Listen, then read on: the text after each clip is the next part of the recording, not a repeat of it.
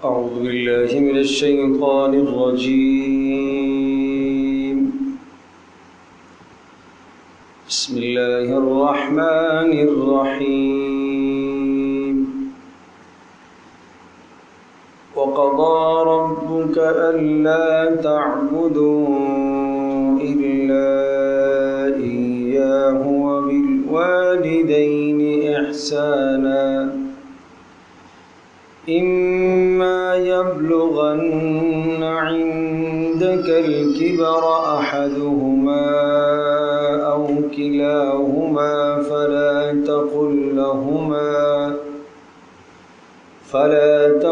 لهما أف ولا تنهرهما وقل لهما قولا كريما واخفض لهما جناح الذل من الرحمة وقل رب ارحمهما كما ربياني صغيرا ربكم أعلم بما في نفوسكم إن تكونوا صالحين فإنه كان للأوابين غفورا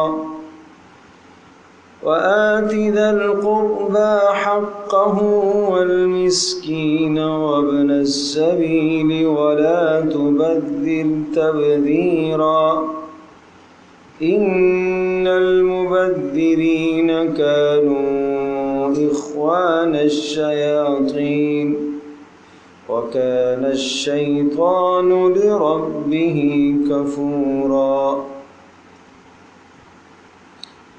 وقضى ربك ألا تعبدوا إلا إياه وبالوالدين إحسانا. سورہ بنی اسرائیل آیت نمبر 23 ہے. تیسرا رکوع جہاں سے شروع ہوتا ہے وقضى ربك ألا تعبدوا إلا إياه.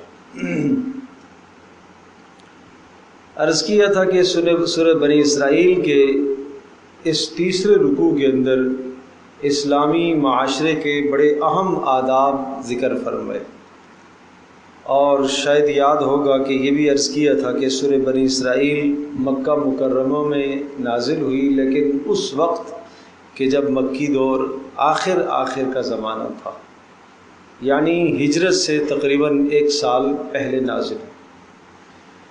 اور اس سورہ مبارکہ کے ابتداء میں رسول اللہ صلی اللہ تعالی علیہ وسلم کی معراج کا تذکرہ ہے، اور پھر بنی اسرائیل کے کچھ احوال، اور بنی اسرائیل کے احوال اس لیے سنائے کہ رسول اللہ صلی اللہ علیہ وسلم اب ہجرت کر کے مدینہ طیبہ تشریف لے جائیں گے.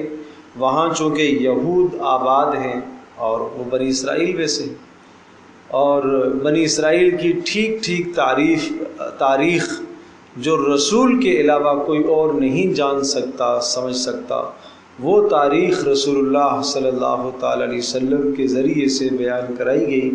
اس لیے پہلے رکوع میں بنی اسرائیل کی کچھ مختصر تاریخ تھی، اور پھر چونکہ مدینہ طیبہ آپ تشریف لے کے جا رہے ہیں اور وہاں ایک مستقل آپ ریاست قائم فرمائیں گے اور ریاست کی آپ بنیاد رکھیں گے، تو یہ پہلے سے سمجھایا جا رہا کہ محمد رسول اللہ صلی اللہ تعالی علیہ وسلم جس پیغام کی طرف دعوت دے رہے ہیں اور جن احکامات کی طرف وہ آپ کو بلا رہے اور دعوت دے رہے، یہ وہ احکام ہیں کہ جن کا تعلق یقیناً فطرت سے ہے. فطرتی احکام ہے کہ انسان کو ان چیزوں کی پاسداری کرنی چاہیے. ایک بہترین معاشرہ اور ایک بہترین سوسائٹی اور ایک بہترین گھر ان اصولوں کے مطابق اگر وہ زندگی گزارتا ہے تو وہ معاشرے میں کے اندر بہتر سے بہتر ہوتا چلا جائے گا. اور عرض کیا تھا کہ یہ 14 باتیں ہیں، گویا کہ آپ یوں کہیے کہ یہ 14 نکات ہیں، یہ 14 اصول ہیں. اسلامی معاشرے کے بڑے خوبصورت 14 اصول 14 نکات ہیں، اور ان اصولوں کو اپنے گھر میں اور اپنی زندگی میں لایا جائے. انسان کی زندگی میں بہت بڑا انقلاب پیدا ہو سکتا ہے اگر آدمی ان بنیادی اصولوں کو مد نظر رکھے. تو بہت پیارے اصول ہیں چونکہ رسول اللہ صلی اللہ علیہ وسلم نے مکہ میں بھی جس چیز کی طرف دعوت دی ہے وہ یہی بنیادیں تھیں اور مدینہ منورہ میں اسلامی ریاست کی بنیاد ان اصولوں پر پڑ رہی ہے، تو آپ یہ بھی کہہ سکتے ہیں کہ اسلامی ریاست کے مملکت کے بنیادی 14 اصول، 14 نکات، اور اسی طرح سے کسی مسلم معاشرے کے بنیادی اہم 14 اصول اور نکات، یا اسی طرح سے کسی گھرانے کو صحیح نہج پر لانے کے لیے 14 اصول اور نکات، تو ہر اعتبار سے یہ انفرادی زندگی میں بھی اور اجتماعی زندگی میں بھی بے انتہا فائدہ مند اصول ہیں۔ چنانچہ پہلا اصول کیا ہے؟ وَقَضَىٰ رَبُّكَ أَلَّا تَعْبُدُوا إِلَّا إِيَّاهُ۔ قضاء کا مطلب ہوتا ہے فیصلہ کرنا، فیصلہ نافذ کر دینا، حکم صادر فرما دینا۔ جیسے پہلے رکوع کے اندر بھی یہ لفظ آیا تھا وَقَضَيْنَا إِلَىٰ بَنِي إِسْرَائِيل، ہم نے بنی اسرائیل کے لیے یہ فیصلہ نافذ کر دیا تھا، ہم نے انہیں حکم سنا دیا تھا صاف صاف۔ یہاں پر بھی وَقَضَىٰ رَبُّكَ، تیرے پروردگار نے فیصلہ کر دیا ہے، تیرے پروردگار نے فیصلہ سنا دیا۔ کیا فیصلہ سنایا؟ اللہ تعبدوا الا ایاہ، کہ تم نہ بندگی کرنا مگر اسی اللہ کی۔ یہ قرآن مجید کا ایک اسلوب ہے، سمجھانے کا ایک انداز ہے۔ یہاں دو باتیں مد نظر رکھیے۔ ایک یوں ہوتا کہ اگر اللہ پاک براہ راست یہ حکم دیتا کہ تم اللہ کی بندگی کرو، ایک طریقہ کار یہ ہے، اور دوسرا طریقہ کار یہ ہے کہ تم کسی کی بندگی نہ کرو مگر اللہ کی۔ جیسے آپ کلمہ پڑھتے ہیں لا الہ الا اللہ، کا ترجمہ آپ کیا کرتے ہیں؟ پہلے نفی ہو گئی، کوئی معبود نہیں، کوئی نئی عبادت کے لائق، کائنات میں سب کے سب معبودوں کی نفی ہو گئی، الا اللہ، مگر اللہ ہی بندگی کے لائق ہے۔ تو اس بات ہو گیا اللہ کے لیے، تو اس میں دونوں چیزیں آ جاتی ہیں، نفی بھی ہے، اس بات بھی ہے۔ اور توحید کی بنیاد میں یہ دونوں چیزیں ہیں، غیروں کی نفی ہے، اللہ کے لیے اس بات ہے۔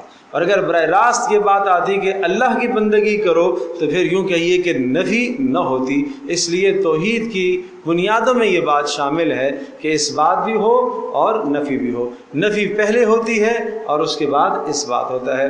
وَقَضَىٰ رَبُّكَ، تیرے پروردگار نے فیصلہ کیا ہے۔ اور دوسری بات یہاں یہ بھی مد نظر رکھیے گا کہ فرمایا وَقَضَىٰ رَبُّكَ، تیرے رب نے فیصلہ کیا ہے، تو رب کا لفظ کہا، یہ نہیں کہا وَقَضَىٰ اللَّهُ، اللہ نے فیصلہ کیا ہے۔ وَقَضَىٰ الرحمن، رحمان نے فیصلہ کیا ہے۔ اللہ پاک کی صفات میں سے صفت رب یہاں استعمال کی، کیوں؟ اس لیے کہ رب وہ ہوتا ہے جو تربیت کیا کرتا ہے، رب مربی ہوتا ہے، آہستہ آہستہ کسی کو کمال تک پہنچانا، یہ تربیت کہلاتا ہے۔ یہ رب کہلاتا ہے کہ جو آہستہ آہستہ تدریجاً کمال تک پہنچائے، اور جس میں 100% خیر خواہی ہوتی ہے۔ جیسے ماں اولاد کی تربیت کرتی ہے، تو اگر ماں تھپڑ بھی مارتی ہے تو اس تھپڑ کے پیچھے شفقت اور پیار بھی موجود ہے۔ اس لیے رب کا لفظ استعمال فرمایا کہ دیکھو تمہارا رب ہے، تمہاری تربیت کرنے والا ہے، تمہارا مربی ہے، تم سے پیار کرنے والا ہے، وہ تمہیں حکم سنا رہا کیا؟ اللہ تعبدو، تم مت بندگی کرو کسی کی، الا ایاہ، مگر اسی اللہ کی۔ یہاں بندگی سے مراد یاد رکھیے گا، چونکہ اسلامی ریاست کی بنیاد عرض کر رہا ہوں اور اسلامی ریاست کے قوانین کی بات چل رہی ہے اور اسلامی ریاست کا پہلا اصول سمجھایا جا رہا ہے، تو یہاں یہ بات جو ہے کہ بندگی نہ کیجیے مگر اللہ کی، اس سے مراد صرف نماز نہیں ہے، اس سے مراد صرف روزہ نہیں ہے، اس سے مراد صرف حج اور زکوٰۃ جو ہم عبادات جن کو سمجھتے ہیں وہ یہ نہیں ہے۔ اس کا مطلب اللہ تعبدو الا ایاہ، کہ تم بالادستی اللہ ہی کی سمجھنا ہر چیز میں، تب تمہاری بندگی مکمل ہوگی۔ تم اختیار اقتدار اللہ ہی کا سب سے حاوی سمجھنا، سب سے اوپر اختیار اور اقتدار کس کا ہے؟ اللہ ہی کا۔ تو یہ لہٰذا یہ معنی بھی یہاں پر ملحوظ نظر رہے گا، وَقَضَىٰ رَبُّكَ، اللہ کہ کسی کا حکم، سب سے بلند ترین جو حکم ہونا چاہیے، سب سے اعلیٰ اور عرفہ جس کی بات ہونی چاہیے، وہ کس کی ہو؟ اللہ کی۔ سورۃ الحجرات میں کے شروع میں اسی مضمون کو دوسرے انداز سے ذکر فرمایا، اور وہاں بالکل صراحت ہے اس بات کی، یا ایھا الذین آمنوا لا تقدموا بین یدی اللہ ورسولہ، اے ایمان والو، اللہ اور اس کے رسول صلی اللہ علیہ وسلم کے حکم کے آگے پیش قدمی نہ کرو۔ جہاں اللہ کا حکم آ جائے وہاں اپنی اٹکلیں، اپنی سوچوں کو مت چلاؤ۔ جہاں اللہ کے رسول کا حکم آ جائے وہاں اپنی سوچوں کو، اپنی قیاس آرائیاں مت کیا کرو، اللہ اور اس کے رسول کے حکم کو سب سے اوپر رکھو۔ تو یہاں پر بھی یہ بات مقصود ہے، وَقَضَىٰ رَبُّكَ أَلَّا تَعْبُدُوا إِلَّا إِيَّاهُ۔ عبادات میں بھی اللہ کا حکم سب سے اوپر ہونا چاہیے، معاملات زندگی میں بھی اللہ کا حکم سب سے اوپر ہونا چاہیے، معاشرتی زندگی میں بھی اللہ کا حکم سب سے اوپر ہونی چاہیے۔ عائلی زندگی کے اندر میرا جی چاہتا ہے میں اپنی بیوی کے ساتھ یوں سلوک کروں، اپنے بچوں کے ساتھ یہ رویہ اختیار کروں، ایک میری چاہت ہے، ایک میرے خاندان میں رواج ہے، اور ایک یہ ہے کہ اللہ کا قانون، رسول اللہ صلی اللہ علیہ وسلم کا قانون کیا کہتا ہے۔ تو یہاں پر ہمیں ہر چیز میں اللہ اور اس کے رسول صلی اللہ علیہ وسلم کے قوانین کو اوپر رکھنا ہے، ان کے لیے بالادستی کا نظریہ اور عقیدہ رکھنا ہے۔ یہ معنی ہے اللہ تعبدوا الا ایہ۔ پھر یہ بات بھی ذہن نشین فرما لیجئے، اس کے ضمن میں یہ بات بھی عرض کر دوں کہ صرف اللہ کی شرک نہ ہو، صرف اللہ کی بندگی ہو، شرک نہ ہو، اللہ کے ساتھ کسی کو شریک نہ ٹھہرایا جائے۔ شرکت سے مراد کیا ہے؟ یاد رکھیے گا، شریک کا مطلب یہ ہوتا ہے کہ برابر کا تصور کر لینا، ساجی تصور کر لینا، دوست ساتھ ایک کام میں دو شریک ہیں، پارٹنر ہیں، یہ شرکت کہلاتا ہے۔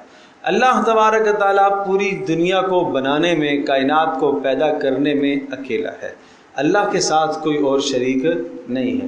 ہم نے ایک گھر بنایا، گھر اپنی محنت سے ایک آدمی نے بنایا، مزدوری کر کے، ملازمت اختیار کر کے، خون پسینہ ایک کر کے، کمائی کر کے اس نے گھر بنایا۔ اب ایک آدمی اگر اس گھر کے اندر آ کے دعویٰ بول دیتا ہے کہ اس میں میرا بھی حصہ ہے، تو آپ کو کیسے گوار ہوگا؟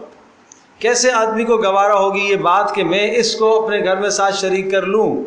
تو اللہ تبارک و تعالیٰ نے اس کارخانہ ہستی کو پیدا فرمایا ہے اور اس نے اکیلے پیدا فرمایا ہے، اس کے ساتھ کوئی شریک نہیں ہے۔ تو اللہ تبارک و تعالیٰ کیسے برداشت کرے گا کہ جو میرے ساتھ اس تخلیق میں، پیدا کرنے میں شریک نہیں ہے، اس کو کوئی دوسرا شریک تصور کرے؟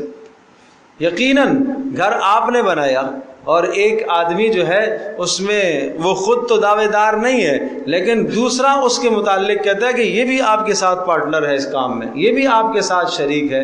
تو آپ کو جس کے متعلق کہا گیا کہ یہ شریک ہے، وہ برا لگے یا نہ لگے، وہ تو برا لگے گا جو کہہ رہا ہے، جو دعویٰ کر رہا ہے۔ بالکل اسی طرح سے اللہ تبارک و تعالیٰ کے ساتھ کسی نے ملائکہ کو شریک کیا، کسی نے نبیوں کو شریک کیا، کسی نے ولیوں کو شریک کیا۔ یقیناً ان لوگوں کا یہ نظریہ اور یہ عقیدہ نہیں تھا، لیکن جن لوگوں نے یہ نظریہ اور عقیدہ قائم کیا کہ فلاں اللہ کے ساتھ شریک ہے، تو وہ نظریہ رکھنے والے اللہ کے نزدیک برے اور ملعون قرار پائے، اور اللہ تبارک و تعالیٰ کی طرف سے سخت ان پر وعیدیں آئی ہیں۔ تو اس لیے کائنات میں اللہ تبارک و تعالیٰ کے ساتھ اس کی ذات میں بھی کوئی شریک نہیں ہے، دو رب نہیں ہو سکتے۔ 17 پارے میں تفصیل ہے سورۃ الانبیاء میں، لو کان فیہما آلہۃ الا اللہ لفسدتا۔ امام غزالی رحمۃ اللہ علیہ نے اس کو دلیل عقل کے اعتبار سے سب سے قوی ترین دلیل قرار دیا ہے، لو کان فیہما آلہۃ الا اللہ لفسدتا۔ اگر زمین آسمان میں دو رب ہوتے، دو الہ اور دو معبود ہوتے، تو زمین آسمان کا نظام دھرم برم ہو جاتا۔ فرمایا نظام کا درم برم نہ ہونا اس بات کی دلیل ہے کہ رب ایک ہی ہے۔ کیسے نظام درم برم ہو جاتا؟ اگر دو رب ہوتے تو ایک رب یوں کہتا آج مجھے فلاں آدمی کو موت دینی ہے، دوسرا کہتا ہے نہیں مجھے اس کو زندہ رکھنا ہے۔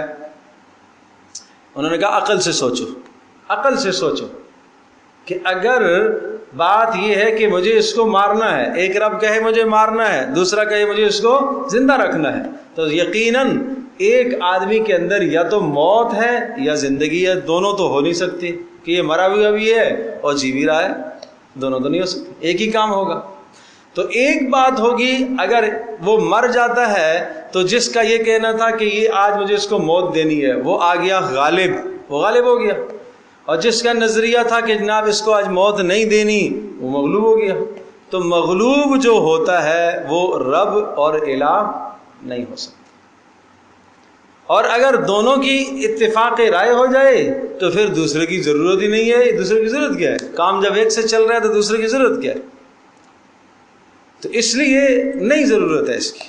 کائنات کا رب صرف اور صرف ایک ہی ہے، ایک ہی اللہ، ایک ہی رب ہے. یہی وجہ ہے سورہ اخلاص میں قل هو اللہ احد جو کہا نا، تو آپ کو پتہ ہے یہ لفظ ہوا یہاں کیا خبر دے رہا ہے؟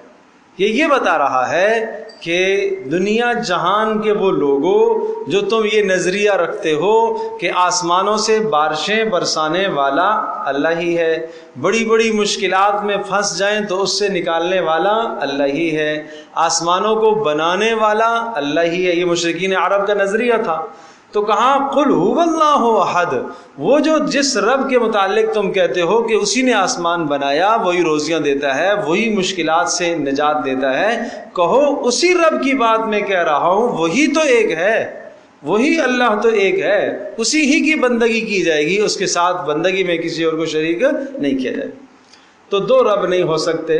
جس طرح سے ذات کے اعتبار سے اللہ کے ساتھ کوئی شریک نہیں ہو سکتا، یعنی دو رب وجود میں نہیں آ سکتے، نہیں ہو سکتے، بالکل اسی طرح سے اللہ کی صفات میں بھی کوئی اللہ کے ساتھ شریک نہیں ہو سکتا.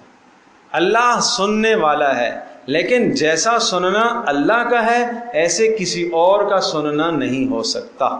جو آدمی اللہ کے سننے کی طرح کسی اور کے لیے سننا ثابت کرتا ہے، اس نے شرک فی الصفات کیا، اس نے اللہ کی صفت سمع میں دوسرے کو شریک کیا. بات سمجھے جی؟ جیسے ہم یہ کہتے ہیں کہ ہم زمین کی تہوں کے اندر چلے جائیں، آسمانوں کی بلندیوں میں چلے جائیں، پہاڑوں کی غاروں کے اندر جا کے چھپ جائیں، ہماری ہر بات اونچی آواز سے کریں گے، نیچی آواز سے کریں گے، چیخ کے پکاریں گے، آہستہ سرگوشی کریں گے، دل میں بھی سوچیں گے، اللہ کیا کرتا ہے؟ سنتا ہے، جانتا ہے. اگر یہ نظریہ میں کسی اور کے لیے رکھتا ہوں تو اس کو میں نے اللہ کی اس صفت علم کے اندر، سمع کے اندر میں نے شریک کر دیا. یہ کفر ہے. اس سے بچنا ہے، اس سے بچنا ہے. اسی طرح سے قادر اور مطلق اللہ کی ذات ہے، قدرت اللہ ہی کی ہے کہ سارے کے سارے خیر کے اسباب جمع ہو گئے، ان خیر کے اسباب میں سے شر نکال کے لے آئے، اللہ قادر ہے. ساری شرور ہیں، ان شرور سے خیر نکال کے لے آئے، اللہ قادر ہے. ایک شخص کے سامنے موت کے سارے اسباب جمع ہو گئے، اللہ پاک اس کو اس موت سے بچائے، اللہ قادر مطلق ہے. ایک آدمی نے اپنی زندگی کو بچانے کے سارے اسباب جمع کر دیے، ان اسباب کے ہوتے ہوئے اللہ موت دینے پر کیا ہے؟ قدرت رکھتا ہے. یہ نظریہ اگر کسی اور کے لیے قائم کیا تو اس کو کیا کہیں گے؟ شرک ہے، اللہ کے ساتھ کسی کو شریک ٹھہرایا. وہ ایک مثال، ایک کہاوت مشہور ہے کہ ایک بیابانے میں ایک ہرنی کھڑی ہے اور دور سے ایک شکاری تیر کمان لیے ہوئے اس کے پیچھے شکار کرنے کے لیے آیا ہوا. تو اب اس نے جیسے ہی تیر اسے چلانے لگا تو چاروں طرف سے موت کے آثار نظر آ رہے. ایک طرف گہرا پانی ہے، ادھر اگر جاتی ہے تو ڈوب جاتی ہے، دوسری طرف آگ چل رہی ہے، تیز آگ بھڑک رہی ہے، ادھر جائے گی تو آگ، تیسرے کنارے کو دیکھتی ہے تو ادھر شیر ہے، چوتھے کنارے میں یہ شکاری کھڑا ہے. چاروں طرف سے موت کے اسباب نے اس کو گھیرا ہوا ہے. اب جیسے ہی یہ تیر چلانے لگا تو اچانک بارش برسنا شروع ہوئی، بجلی کڑکنا شروع ہوئی. جب بجلی کڑکنا شروع ہوئی اور ایک دم سے بجلی جب کڑکی تو اس کی آنکھوں پر پڑی، تو اس کی آنکھوں پر جب پڑی تو نشانہ خطا ہو گیا. وہ نشانہ خطا ہو گیا تو وہ بجائے ہرنی کے شیر کو لگا، اور پھر بارش برسی تو ادھر سے آگ بھی دھیمی ہو گئی. تو آپ اندازہ کیجئے کہ آدمی کیا سمجھ رہا ہے کہ چاروں طرف سے موت کے اسباب ہیں، لیکن ان موت کے اسباب میں سے اللہ قادر مطلق ہے، اللہ نکال سکتا ہے. یہ نظریہ اگر کسی اور کے لیے قائم کیا ہے تو یہ شرک ہے. کسی بزرگ کے لیے، کسی ولی کے لیے، کسی پیر کے لیے، کسی فقیر کے لیے، کسی نبی کے لیے، کسی فرشتے کے لیے یہ نظریہ اگر قائم کیا ہے تو یہ کیا کہلائے گا؟ یہ شرک کہلائے گا. ٹھیک ہے نا؟ تو اس لیے خیال کیا جائے. اسی طرح سے ایک اور شرک ہے خواہشات نفس. اللہ کے حکم کو جیسے ترجیح دینی چاہیے کہ اللہ کے حکم کے لیے اپنی جان لگ جائے، مال لگ جائے، عزت قربان ہو جائے، اولاد لگ جائے، گھر بار لگ جائے، سب اللہ کے حکم، یعنی اللہ تبارک و تعالیٰ کا حکم، اللہ کی مرضی، اللہ کی رضا، اللہ کی محبت اتنی بلند چیز ہے کہ اس کے لیے سب کچھ قربان کیا جا سکتا ہے. اگر یہ درجہ ایک آدمی اپنے نفس کو دیتا ہے، اپنے نفس کی چاہت کے لیے سب کچھ قربان کر دیتا ہے، اپنے نفس کی چاہت کے لیے سب کچھ قربان کر دیتا ہے، اپنے مال کو بھی لٹا دیتا ہے، اپنی لذتوں کو پورا کرنے کے لیے، نفس کی چاہتوں کو پورا کرنے کے لیے سارا مال لٹا دیا، نفس کی چاہتوں کو پورا کرنے کے لیے یہ بیوی کے حقوق بھی نہیں دیکھتا، بچوں کے حقوق بھی نہیں دیکھتا، ماں باپ کے حقوق بھی نہیں دیکھتا، اپنے نفس کی چاہت کو پورا کرنے کے لیے سب کچھ قربان کر رہا. تو جو منصب، جو قدر اور عظمت اللہ کو دینی چاہیے تھی وہ اس نے اپنے نفس کو دی ہے، لہذا اس نے نفس کو اللہ کے ساتھ شریک کیا ہے. اسی کو سورۃ الجاثیہ کی اس آیت میں ذکر فرمایا، افرأیت من اتخذ الہہ ہوا وَأَضَلَّهُ اللَّهُ عَلَىٰ عِلْمٍ. کیا ایسے آدمی کو آپ جانتے ہیں جس نے اپنی خواہشات کو رب بنایا ہوا ہے، اپنی خواہشات کو معبود بنایا ہوا ہے؟ جس نے خواہشات کو معبود بنایا اس کا نتیجہ کیا ہوگا کہ اللہ تبارک و تعالیٰ اس کو علم ہوتے ہوئے بھی گمراہ کر دے گا. اس کے پاس علم ہے لیکن گمراہ ہے. اللہ اس کے کانوں پر مہر لگا دیتا ہے، دلوں پر مہر لگا دیتا ہے. اللہ تبارک و تعالیٰ اس کے آنکھوں کے سامنے پردے ڈال دیتا ہے. فَمَن يَهْدِيهِ مِن بَعْدِ اللَّهِ. اللہ جس کو گمراہ کر دے، بھٹکا دے، اسے کون ہدایت دے سکتا ہے؟ تو یہ بھی کیا ہے؟ یہ شرک ہے. اسی طرح سے ایک آدمی نماز پڑھ رہا ہے. نماز کیسا عمل ہے؟ بہت بڑا مبارک عمل ہے. نماز میں اس کا خیال تھا میں 3 مرتبہ سبحان ربی العظیم سجدے میں یا رکوع میں 3 مرتبہ سبحان ربی العظیم کہوں گا، سجدے میں 3 بار سبحان ربی الاعلیٰ کہوں گا. کسی نے دیکھا کہ یہ صاحب نماز پڑھ رہے ہیں، اب یہ ذرا نماز کو تھوڑا سا اور اس نے ذرا لمبا کر دیا، اس نے 3 کے بجائے 5 کر دیا، 5 کے بجائے 7 کہہ گیا. تو اب 3 تو تھی اللہ کے لیے، 2 اس نے کہہ دی فلاں کے لیے، فلاں کو راضی کرنے کے لیے، فلاں کو دکھانے کے لیے. تو نماز وہ عمل تھا جو خالص اللہ کے لیے ہونا تھا، اس نے نماز میں اللہ کے ساتھ فلاں کو شریک ٹھہرا دیا. یہ بھی شرک. فمن كان يرجو لقاء ربه فليعمل عملا صالحا ولا يشرك بعبادة ربه احدا. سورۃ الکہف کی آخری آیت ہے. جو آدمی اپنے پروردگار سے ملنے اور ملاقات کی امید رکھتا ہو، یقین رکھتا ہو، اسے چاہیے کہ وہ صاف ستھرا عمل لے کر اللہ کے سامنے پیش ہو، صاف عمل لے کر آئے، کھوٹ نہ لے کے آئے، دکھلاوا نہ لے کے آئے. اسی طرح سے مال خرچ کر رہا ہے اور مال صرف اللہ کے لیے خرچ کرنا چاہیے تھا، لیکن جناب فلاں نے دیکھا یا یوں نظریہ قائم کیا کہ میں خرچ کروں تاکہ لوگ کہیں بڑا اس کا کھلا ہاتھ ہے، بڑا یہ سخی آدمی ہے، بڑا یہ اچھا آدمی ہے. تو کیا ہو گیا؟ گویا کہ اس نے فلاں کو اپنے اللہ پاک کے ساتھ یہاں شریک ٹھہرا دیا. یہ بھی شرک ہے. تو اس کو بہت باریک شرک حدیث میں کہا گیا، باریک شرک کہا گیا. اس ریاکاری کو، اعمال میں دکھلاوے کو بڑا باریک شرک کہا گیا. اس طرح سے باریک شرک کہا گیا کہ ایک سیاہ اندھیری تاریک رات ہو اور اس تاریک رات پر، رات کے اندر ایک سیاہ اور کالی چونٹی رینگ رہی ہو کسی پتھر اور چٹان پر، وہ پھر دکھ سکتی ہے، نظر آتی ہے، لیکن یہ شرک خفی بسا اوقات اس سے بھی زیادہ پوشیدہ ہوتا ہے، نظر نہیں آتا. لیکن بہرحال پیارے پیغمبر صلی اللہ علیہ وسلم نے کوئی جگہ نہیں چھوڑی جو آپ نے امت کو رہنمائی جہاں نہ دی ہو. آپ نے بتایا ہے، سمجھایا ہے. تو اس لیے ان تمام چیزوں کے اندر صرف اور صرف اللہ پاک کے حکم کی بالادستی ہو. وَقَضَىٰ رَبُّكَ أَلَّا تَعْبُدُوا إِلَّا إِيَّاهُ. تیرے پروردگار نے یہ فیصلہ فرمایا ہے اللہ تعبدو، کہ نہ بندگی کرو کسی کی بھی مگر اسی اللہ کی.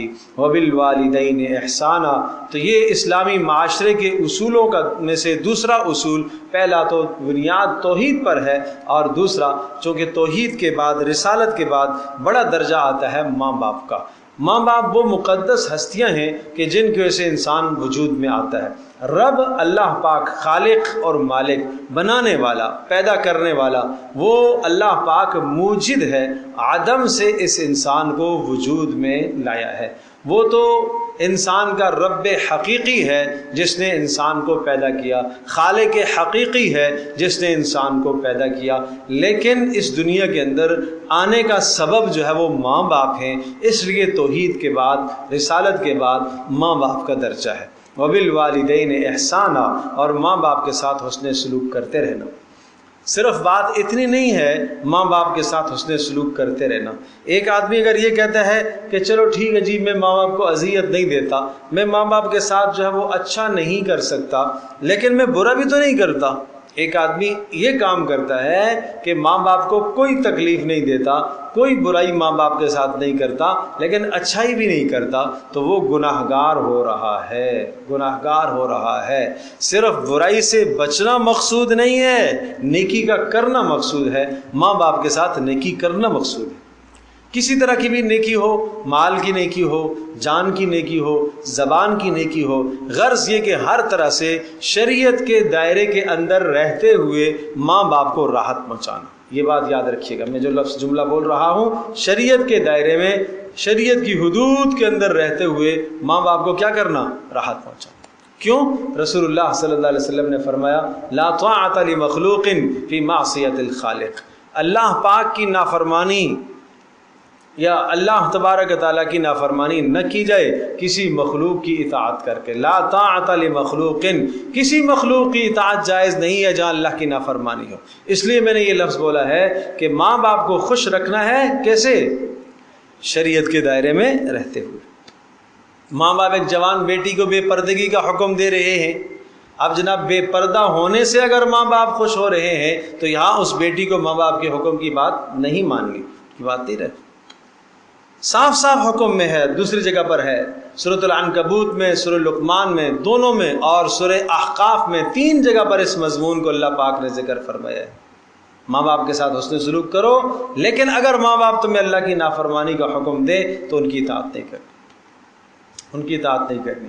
شرک کا حکم دے، اطاعت نہیں کرنی، لیکن اس کا یہ معنی نہیں کہ بدتمیزی پر اتراؤ، نہیں، پھر بھی فرمایا وصاحبہما فی الدنیا معروفا، پھر بھی ماں باپ کے ساتھ حسن سلوک کا حکم ہے۔ دیگر چیزوں میں ماں باپ کے ساتھ حسن سلوک کرو، جہاں شریعت کی نافرمانی نہیں ہو رہی ہے وہ ماں باپ کی بات مانو، تو حسن سلوک کرنا۔ اما یبلغن عندک الکبر، اب ماں باپ کے ساتھ حسن سلوک کرنا، اس کی 5 شکیں یہاں پر ذکر فرمائی، 5 دفعات کہہ لیجئے، 5 اس کی چھوٹی چھوٹی شکیں اور بنیادیں ہیں کہ ماں باپ کے ساتھ کس طرح سے آپ نے وقت گزارنا ہے۔ ان لفظوں پر ذرا غور کیجیے گا۔ اما یبلغن عندک الکبر احدہما او کلاہما، اما یبلغن، اگر، اما اگر، یبلغن پہنچ جائیں، عندک تیری زندگی میں، الکبرا بڑھاپے کو، احدہما ان دونوں میں سے کوئی ایک، او کلاہما یا دونوں بڑھاپے کو پہنچ جائیں یا دونوں میں سے کوئی ایک۔ دونوں میں سے کوئی ایک ایسا ہے کہ ظاہر سی بات ہے کہ ایک کا انتقال ہو گیا جوانی میں، آپ بچے تھے اس زمانے میں، والد کا یا والدہ کا انتقال ہوا اور باپ کا بڑھاپا دیکھا ہے، یا صرف ماں کا بڑھاپا اس نے دیکھا ہے، دوسرے کا اس نے نہیں دیکھا، یا دونوں کا بڑھاپا دیکھ رہا ہے، فلا تقل لہما اف، تو پہلی بات، پہلی شک یہ ہے، پہلا دفعہ یہ ہے کہ ماں باپ کے سامنے اف بھی نہ کہیے۔ یہاں ان الفاظ پر آپ غور فرمائیے کہ کہا کہ جب ماں باپ بڑھاپے کو پہنچ جائیں تو ان کو پھر اف نہ کہنا۔ پتہ یہ چلا کہ بڑھاپے میں ماں باپ کی جانب سے ایسے کلمات آئیں گے، ایسے اعمال ہوں گے جن اعمال سے آپ کو غصہ آئے گا۔ یہ لفظ، یہ الفاظ بتا رہے ہیں، اما یبلغن عندک الکبر احدہما، اگر وہ بڑھاپے کو پہنچ جائیں دونوں یا دونوں میں سے کوئی ایک، فلا تقل لہما اف، اب انہیں اف نہ کہنا۔ اس لیے کہ اب اس کا یہ معنی نہیں کہ جوانی میں نہیں آئے گا، جوانی میں اف کہنا جائز ہے، نہیں، جوانی میں بھی جائز نہیں ہے، لیکن چونکہ عام طور پر بڑھاپے میں یہ زیادہ ممکن ہے، اور چونکہ اب آپ کی جوانی ہے، پہلے جب آپ کا بچپنا تھا ان کی جوانی تھی تو کیا تھا، آپ ہر بات مانتے چلے جاتے تھے، اب آپ کی جوانی آئی، جوانی آپ کی عروج پر ہے، ماں باپ کا بڑھاپا ہے، ظاہر سی بات ہے کہ اب آپ کی جوانی، اب ماں باپ کی منشا کو پورا کرنے میں بے شمار آپ کی خواہشات دبتی ہیں، تو تب بھی تمہیں جائز نہیں ہے فلا تقل لہما اف، کہ ماں باپ کو اف بھی کہو۔ اف کا مطلب ادنا سے ادنا وہ کلمہ جس سے تکلیف ہوتی ہے اس کو کہتے ہیں کلمہ اف. ضروری نہیں ہے لفظ اف ہی ہو، کوئی بھی ہو سکتا ہے. ادنا سے ادنا وہ بول جس سے ماں باپ کو تکلیف ہوتی ہو. ماں کے کسی عزیز کو آپ نے ایسا جملہ بولا جس سے ماں کا دل دکھا ہے، ماموں کو، خالہ کو، جائز نہیں ہے. نانی نانا کو جائز نہیں. باپ کے کسی عزیز کو، باپ کے بھائی کو یعنی چچا کو، تایا کو، باپ کی بہنوں کو، پھوپھیوں کو کوئی ایسا لفظ بولا جس سے ان کو تکلیف ہوئی ہو، یہ تکلیف کا کلمہ بولنا تمہارے لیے جائز نہیں ہے. فلا تقل لهما اف، لہذا اف تک بھی نہ کہو. غرض یہ کسی طرح سے بھی انہیں اذیت مت پہنچاؤ، مت تکلیف دو. نمبر 2 دوسری شک، ولا تنہرہما، جھڑکو نہیں.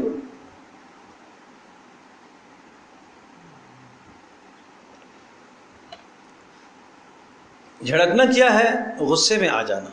ماں نے کوئی نصیحت کی، باپ نے کوئی نصیحت کی، بسا اوقات ماں باپ نصیحت کرتے ہوئے اور ہدایت کی بات، نیکی کی بات بتاتے ہوئے کسی منکر سے روکتے ہوئے ماں باپ کا لہجہ اونچا ہو سکتا ہے، ماں باپ کی آواز اونچی ہو سکتی ہے، لیکن تمہیں اجازت نہیں ہے. فلا تقل فلا تنہرہما، کتاب ان کو جھڑکو.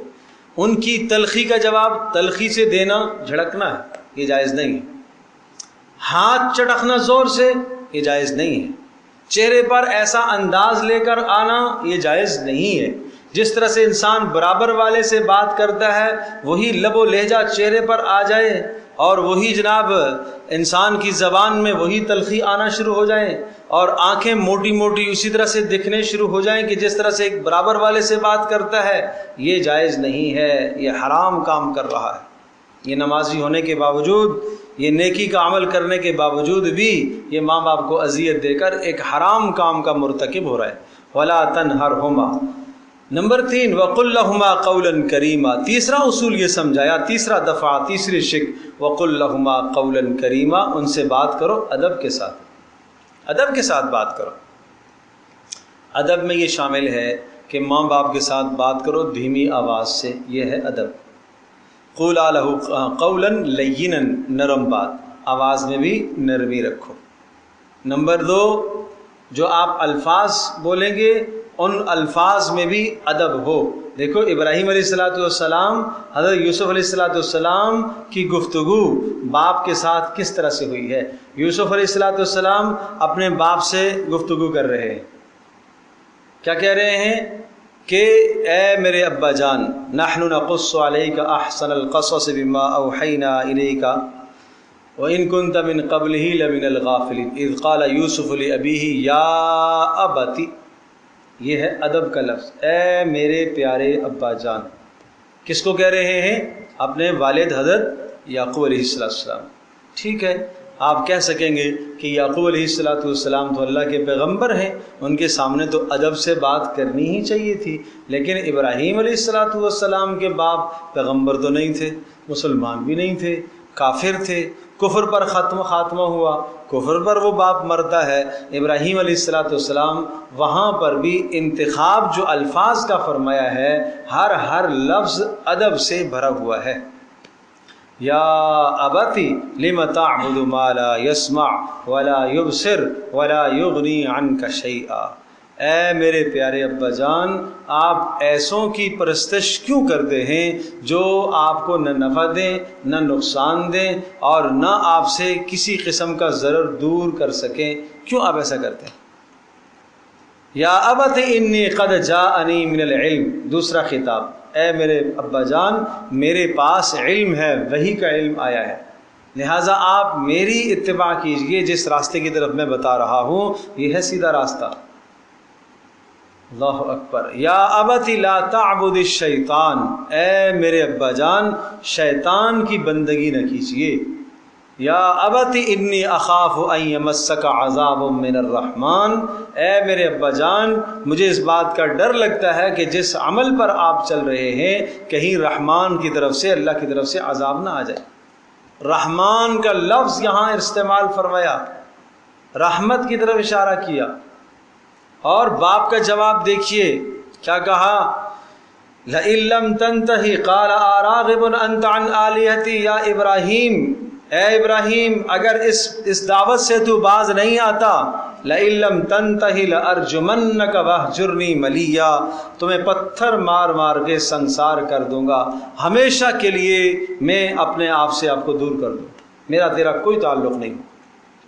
ابراہیم علیہ السلام کا جواب سنیے، قال سلام علیک، اے ابا جان سلامتی کی بات آپ سے کہتا ہوں، ساستغفر لک، میں اللہ سے آپ کے لیے آپ کے گناہوں کی بخشش مانگتا رہوں گا جب تک اللہ نہیں روکے گا، مانگتے رہے، دعائیں کرتے رہے، اس لیے کہ میرا پروردگار بڑا مہربان ہے۔ کوئی گستاخی کا لفظ نہیں کہا، اس کو کہتے ہیں کہ ادب سے بات کرو، وقل لہما قولا کریما۔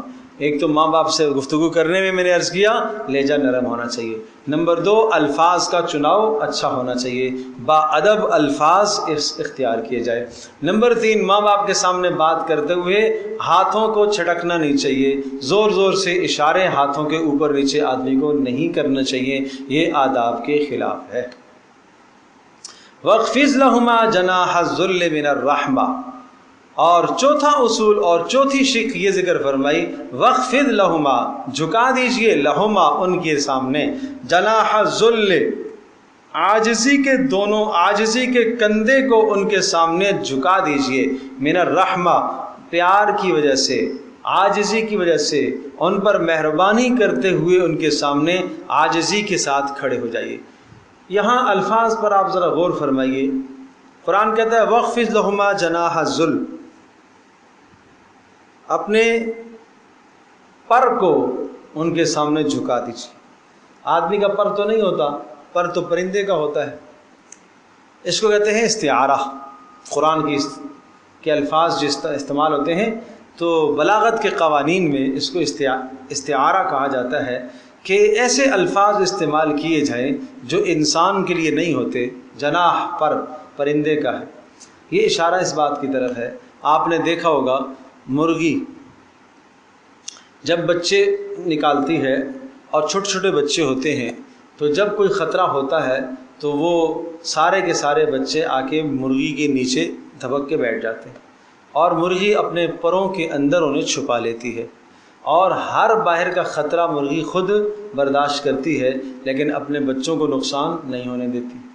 جب تک باہر دشمن کا خطرہ ہے تو وہ اپنے پروں میں دبائے رہتی ہے، وہ نیچے سے اس کو ٹھونکے بھی مارتے رہتے ہیں، چھوٹے چھوٹے چوزے باہر نکلنے کے لیے اسے تنگ بھی کرتے ہیں، ٹھونکے بھی مارتے رہتے ہیں، لیکن پھر بھی اس کا پر اوپر بچھا ہوا ہے اور پر اس نے جھکائے ہوئے ہیں، باوجود تکلیف کے اس نے اپنے بچوں کا تحفظ کیا ہوا ہے۔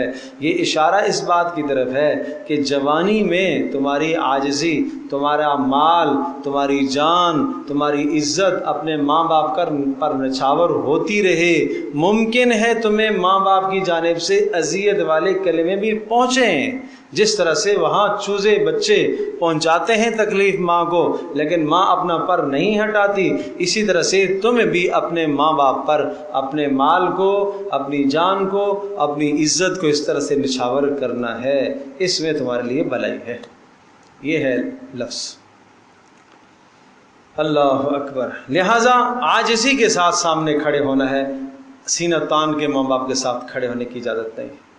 ماں باپ کے برابر میں ایسے نہ کھڑے ہو جاؤ کہ دو دوست برابر لگ رہے ہوں۔ باپ اگر آپ کو اپنے دوست کا درجہ دیتا ہے تربیت کے لیے تو ایک علیحدہ بات ہے، بیٹے کو خیال رکھنا چاہیے اس چیز کا، بیٹے کو سینہ تان کے نہیں کھڑا ہونا چاہیے، اس کے ساتھ تواضع کے ساتھ، عاجزی کے ساتھ باپ کے ساتھ کھڑا ہو، اور اسی طرح سے باپ کے آگے نہ چلے، خلاف ادب ہے، باپ کے آگے نہ چلے الا یہ کہ مجبوری ہے، راستہ اس طرح کیا ہے کہ رہبری کر رہا ہے یا یہ آگے ہے، وہ علیحدہ بات ہے، ادب کا خیال رکھیں۔ اسی طرح سے باپ کے بیٹھنے سے پہلے یہ نہ بیٹھے، جب تک باپ نہ بیٹھ جائے اس وقت تک نہ بیٹھے، باپ کے استقبال میں کھڑا ہو جائے، یہ سب چیزیں وَاخْفِضْ لَهُمَا جَنَاحَ الذُّلِّ مِنَ الرَّحْمَةِ کے اندر شامل ہیں کہ اپنے آپ کو ان کے سامنے جھکا جاؤ۔ وقل رب ارحمہما کما ربیانی صغیرا، اور وہ چیزیں جتنی بھی پہلے کی بتائیں 4، وہ سب کی سب وہ ہیں جو ماں باپ کی زندگی سے متعلق ہیں، اور یہ 5ویں جو بات ہے وقل رب ارحمہما، یہ زندگی سے بھی متعلق ہے اور موت کے بعد سے بھی تعلق رکھتی ہے، کہ آپ دعا کرتے رہیے ان کے لیے، اے میرے پروردگار ان پر رحم فرما، کما ربیانی صغیرا، جیسا کہ بچپن میں انہوں نے مجھے پالا ہے، ربیانی صغیرا، جیسا کہ انہوں نے میری تربیت کی ہے، دونوں نے، صغیراً جب میں چھوٹی حالت میں تھا، بچپنے میں تھا، میری تربیت کی ہے۔ کیا میری تربیت کی ہے؟ کہ اپنے آرام کو میرے آرام کے لیے قربان کر دیا۔ کیا ماں یہ نہیں کرتی ہے؟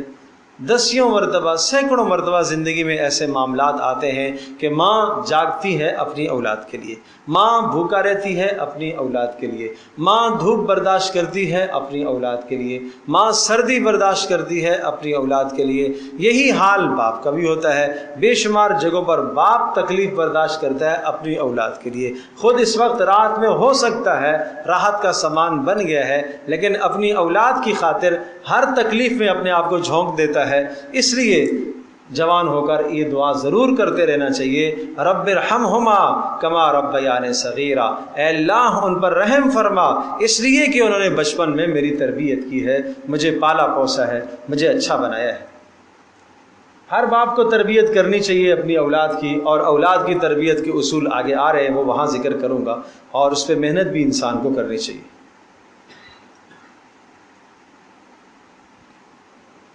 تو یہ 5 باتیں آ گئیں ماں باپ کی زندگی سے متعلق۔ یہ 5 باتیں وہ ہیں جس میں آخری والی بات میں نے عرض کی ہے کہ یہ زندگی میں بھی ہے اور موت کے بعد بھی ہے۔ باقی 5 باتیں اور ہیں جو رسول اللہ صلی اللہ علیہ وسلم نے بتائی ہیں، وہ ماں باپ کے مرنے کے بعد، وہ ان کے حقوق ہیں۔ پوچھا کہ اللہ کے رسول مرنے کے بعد کیا حق ہے؟ حضرت صلی اللہ علیہ وسلم نے فرمایا، نمبر 1 ان کی بخشش کی دعائیں کرتے رہنا، ماں باپ کی بخشش کی دعائیں کرتے رہنا، اے اللہ ان کے گناہوں کو معاف فرما، یہ ضرور کرتے رہنا ماں باپ کے جانے کے بعد۔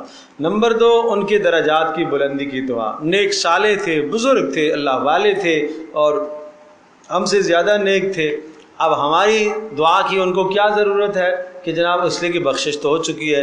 نہیں بھائی، بخشش ہو چکی ہے لیکن درجات کی بلندی کے پھر بھی وہ محتاج ہے۔ ہماری دعا کو کی رسول اللہ صلی اللہ علیہ وسلم کی کیا ضرورت ہے؟ ہم ہر نماز اور اذان کے بعد دعا کرتے ہیں کہ اللہ محمد صلی اللہ علیہ وسلم کو وہ مقام محمود عطا فرما، یا آپ درود شریف پڑھتے ہو تو اس کا مطلب کیا ہوتا ہے؟ اللہم صلی علی محمد کا مطلب کیا؟ اے اللہ محمد صلی اللہ علیہ وسلم پر رحمت نازل فرما۔ تو اگر ہم نے دعا نہ کی تو کیا اللہ پاک رحم نہیں نازل فرمائے گا؟ فرمائے گا، لیکن ہمارا دعا کرنا ان کے لیے ہمارے لیے بھلا ہے، ہمارے لیے فائدہ ہے۔ بالکل اسی طرح سے ماں باپ کے لیے بھی بخشش اور مغفرت کی دعا کرنا آپ کے لیے بھلا ہے۔ آپ کے لیے کیا بھلا ہوگا؟ آپ کے لیے یہ بھلا ہوگا کہ آپ کی اولاد آپ کے لیے دعا کرے گی، آپ کے درجات آخرت میں بلند ہوں گے۔ اور تیسرا اصول آپ نے یہ سمجھایا کہ ماں باپ کے مرنے کے بعد ان کے مالی حقوق ادا کیے جائیں، اور مالی حقوق ادا کیے جائیں، میراث تقسیم کی جائے، بیٹیوں کو حصہ دیا جائے، بہنوں کو حصہ دیا جائے، اس میں کوئی کوتاہی نہ کی جائے، اور اگر کوئی قرضہ کسی کا دینا ہے وہ ادا کیا جائے۔ اسی طرح سے کوئی عبادات ان کی رہ گئی ہیں، نمازیں رہ گئی ہیں، ان کا فدیہ دیا جائے، روزے رہ گئے ہیں، ان کا فدیہ دیا جائے، اور اسی طرح سے جناب ان کے ذمے کوئی بھی حق باقی ہے تو اس حق کی ادائیگی کی فکر کی جائے۔ ماں باپ کے جانے کے بعد یہ اولادوں کی ذمہ داری ہے۔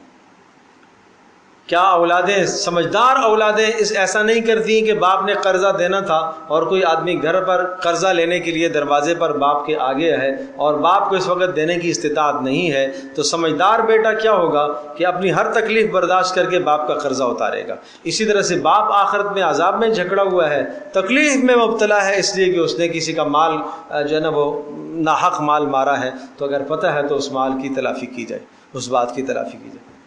اور چوتھا آپ نے ارشاد فرمایا کہ ماں باپ کے مرنے کے بعد ان کے قرابت داروں کے ساتھ اچھے سلوک کیے جائے، اور پانچواں ماں باپ کے تعلق داروں کے ساتھ اچھا سلوک کیا جائے۔ تو یہ 5 حقوق آپ نے ماں باپ کے مرنے کے بعد کے بتائے۔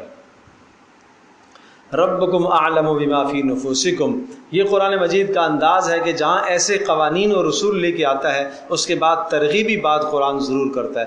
ایسا نہیں ہے کہ بس ایک حکم آ رہا ہے، ایک حکم، دوسرا حکم، تیسرا حکم، نہیں۔ جہاں احکام آتے ہیں، اللہ کی طرف سے ایک حکم آتا ہے یا کسی سے اللہ روکتا ہے کسی چیز سے، تو بیچ میں کچھ بات ترغیب کی ضرور آتی ہے جس میں تمہارا نفع ہوتا ہے، یہ بات ضرور بتائی جاتی ہے۔ یہ قرآن کا ایک انداز ہے۔ دیکھیے، ربکم اعلم بما فی نفوسکم، تمہارا پروردگار خوب جانتا ہے جو تمہارے دلوں میں ہے۔ ان تکونوا صالحین، اگر تم نیک بنو گے، یہ ترغیب توبہ ہے، اگر تم نیک بننا چاہتے ہو دل سے، فإنہ کان للأوابین غفورا، تو اللہ تبارک تعالیٰ اللہ پاک رجوع کرنے والوں کے گناہوں کو معاف کرنے والا ہے۔ فإنہ کان للأوابین، اوابین رجوع کرنے والے، اللہ کی طرف لوٹنے والے، رجوع کرنے والے، ان کے گناہوں کو بخشنے والا ہے۔ تو پتہ یہ چلا کہ جو توبہ کرتا ہے، رجوع کرتا ہے، اس کے گناہ بخشے جائیں گے، بلا وجہ نہیں۔ ضابطہ اور قانون اللہ کے یہاں کا یہ ہے، جو اللہ کی طرف رجوع کرے گا اللہ اس کے گناہوں کو بخشے گا۔ دو باتیں ہو گئیں اسلامی معاشرے کے اصولوں میں سے، دو اصول، توحید اور والدین کے حقوق۔ نمبر 3، والدین کے حقوق کے بعد قرابت داروں کے حقوق، دیگر قرابت داریاں بھی ہیں۔ اب دیگر قرابت داریاں میں کون سی قرابت داریاں ہیں؟ ماں باپ کے بعد بہن بھائی قرابت دار ہیں، اسی طرح سے بہن بھائیوں کے بعد آدمی کے چچے اور آدمی کے تائے اور پھوپھیاں اور اسی طرح سے خالائیں اور ماموں، یہ سب قرابت دار ہیں۔ اور اسی طرح سے پھر آدمی کی اولادوں میں یہ اولادیں یقیناً قرابت دار ہیں، بیٹوں کے بیٹے، بیٹیوں کی بیٹیاں، نواسیاں، پوتے، یہ سب قرابت دار ہیں۔ اسی طرح سے بیوی، اور اسی طرح سے بیوی کے جو رشتہ دار ہیں وہ بھی سب قرابت دار ہیں۔ ہر ایک کو اس کا حق دینا ہے، ہر ایک کو اس کا حق دینا ہے۔ سب سے پہلے جو آپ کا قریب ترین رشتہ دار ہے، اس کی ذمہ داری آپ پر ہے۔ اگر وہ مالی محتاج ہے تو اس کے ساتھ تعاون کریں، وہ محتاج نہیں ہے، اس کے بعد کا جو قرابت دار ہے، پھر اس کے بعد کا جو قرابت دار ہے، پھر اس کے بعد کا جو قرابت دار ہے۔ گویا کہ اسلام یہ چاہتا ہے کہ جو مال آپ نے کمایا، اس مال میں صرف آپ کا حق نہیں ہے، آپ کے کمائے ہوئے مال میں آپ کے قرابت داروں کا بھی حق ہے۔ یعنی اسلام ہمیں یہ سبق سکھاتا ہے کہ آپ اپنے اندر ایسے خیر خواہی کا جذبہ پیدا کریں، اس طرح کا تمہارے اندر یہ جذبہ اور خیال ہو کہ تمہاری کمائی اور آمدنی کا ایک حصہ دوسروں کے لیے بھی ہونا چاہیے، تاکہ کہا جائے کہ آپ اس دنیا میں صرف اپنے لیے نہیں جی رہے ہو، آپ دوسروں کے لیے بھی جی رہے ہو۔ یہ ہے مسلمان کی زندگی، کہ مسلمان اس طرح سے ہوتا ہے جو دوسروں کو فائدہ پہنچاتا ہے۔ اس لیے فرمایا وَآتِ ذَا الْقُرْبَى حَقَّهُ، اور قرابت داروں کو ان کے حقوق دیا کرو۔ اب قرابت دار ہم نے دیکھ لیے بھائی کہ اپنے مال میں کس کا حصہ رکھیں گے؟ ماں باپ کے بعد دیگر قرابت داروں کا، یہ سارے قرابت دار جو میں نے گنوائے ہیں۔ اچھا، پھر بھی اگر ہمارے پاس مال بچ گیا ہے تو اب جمع کر لیں بینکوں میں؟ نہیں، والمسکین، مسکین کو بھی کھلاؤ، اس کے اوپر بھی تمہارا حق ہے، سمجھے جی؟ تمہارے اوپر اس کا بھی حق ہے کہ اپنے مال میں سے مسکین کا بھی حق رکھو۔ اور وابن السبیل، مسکین وہ شخص جس کے پاس کچھ بھی نہ ہو، ایک وقت کا کھانا بھی جس کے پاس نہ ہو۔ فقیر، بعض نے کہا فقیر وہ ہے جس کے پاس ایک وقت کا کھانا بھی نہ ہو، مسکین جس کے پاس ایک وقت کا ہو۔ غرض یہ کہ فقیر اور مسکین ان لوگوں کو کہا جاتا ہے جن کے پلے کچھ بھی نہ ہو، ان کو فقراء اور مساکین کہا جاتا ہے۔ یہ آپ کی زکوٰۃ کے مستحق ہیں، یہ آپ کے صدقات کے مستحق ہیں۔ بسا اوقات لوگ فقیر نہیں ہوتے، مسکین نہیں ہوتے، ہاں ہم ان کو غریب اور مسکین سمجھتے ہیں۔ وہ بیوہ ہو گئی ہے، بیوہ ہونا مسکین ہونے کی دلیل نہیں ہے۔ کیا پتہ اس کے پاس پیسہ ہو، کیا پتہ شوہر نے اچھا خاصا مال چھوڑا ہو، تو ضروری ہے مسکین اس کو کہیں گے، فقیر اس کو کہیں گے جس کے پاس ایک وقت کا بھی کھانا نہ ہو، یا ایک وقت کا کھانا اس کے پاس ہے، اس کو فقیر کہا جائے۔ ایک آدمی ایسا ہے کہ جناب جس کے پاس کھانا تو نہیں ہے، فاقے گھر میں آ رہے ہیں، لیکن گھر میں ضرورت سے زائد سامان بہت زیادہ پڑا ہوا ہے کہ اس سامان کو بیچا جائے تو 52.5 تولہ چاندی کی قیمت بن جاتی ہے، 90,000 1,00,000 تک کا سامان اس کے گھر کے اندر پڑا ہوا ہے۔ اب شریعت کی اصطلاح میں یہ مسکین فقیر نہیں رہا، اب اس پر زکوٰۃ نہیں لگائیں گے آپ۔ ہاں نفلی مال سے اگر آپ تعاون کریں تو اچھی بات ہے، لیکن زکوٰۃ کا یہ حل نہیں ہے۔ وابن السبیل،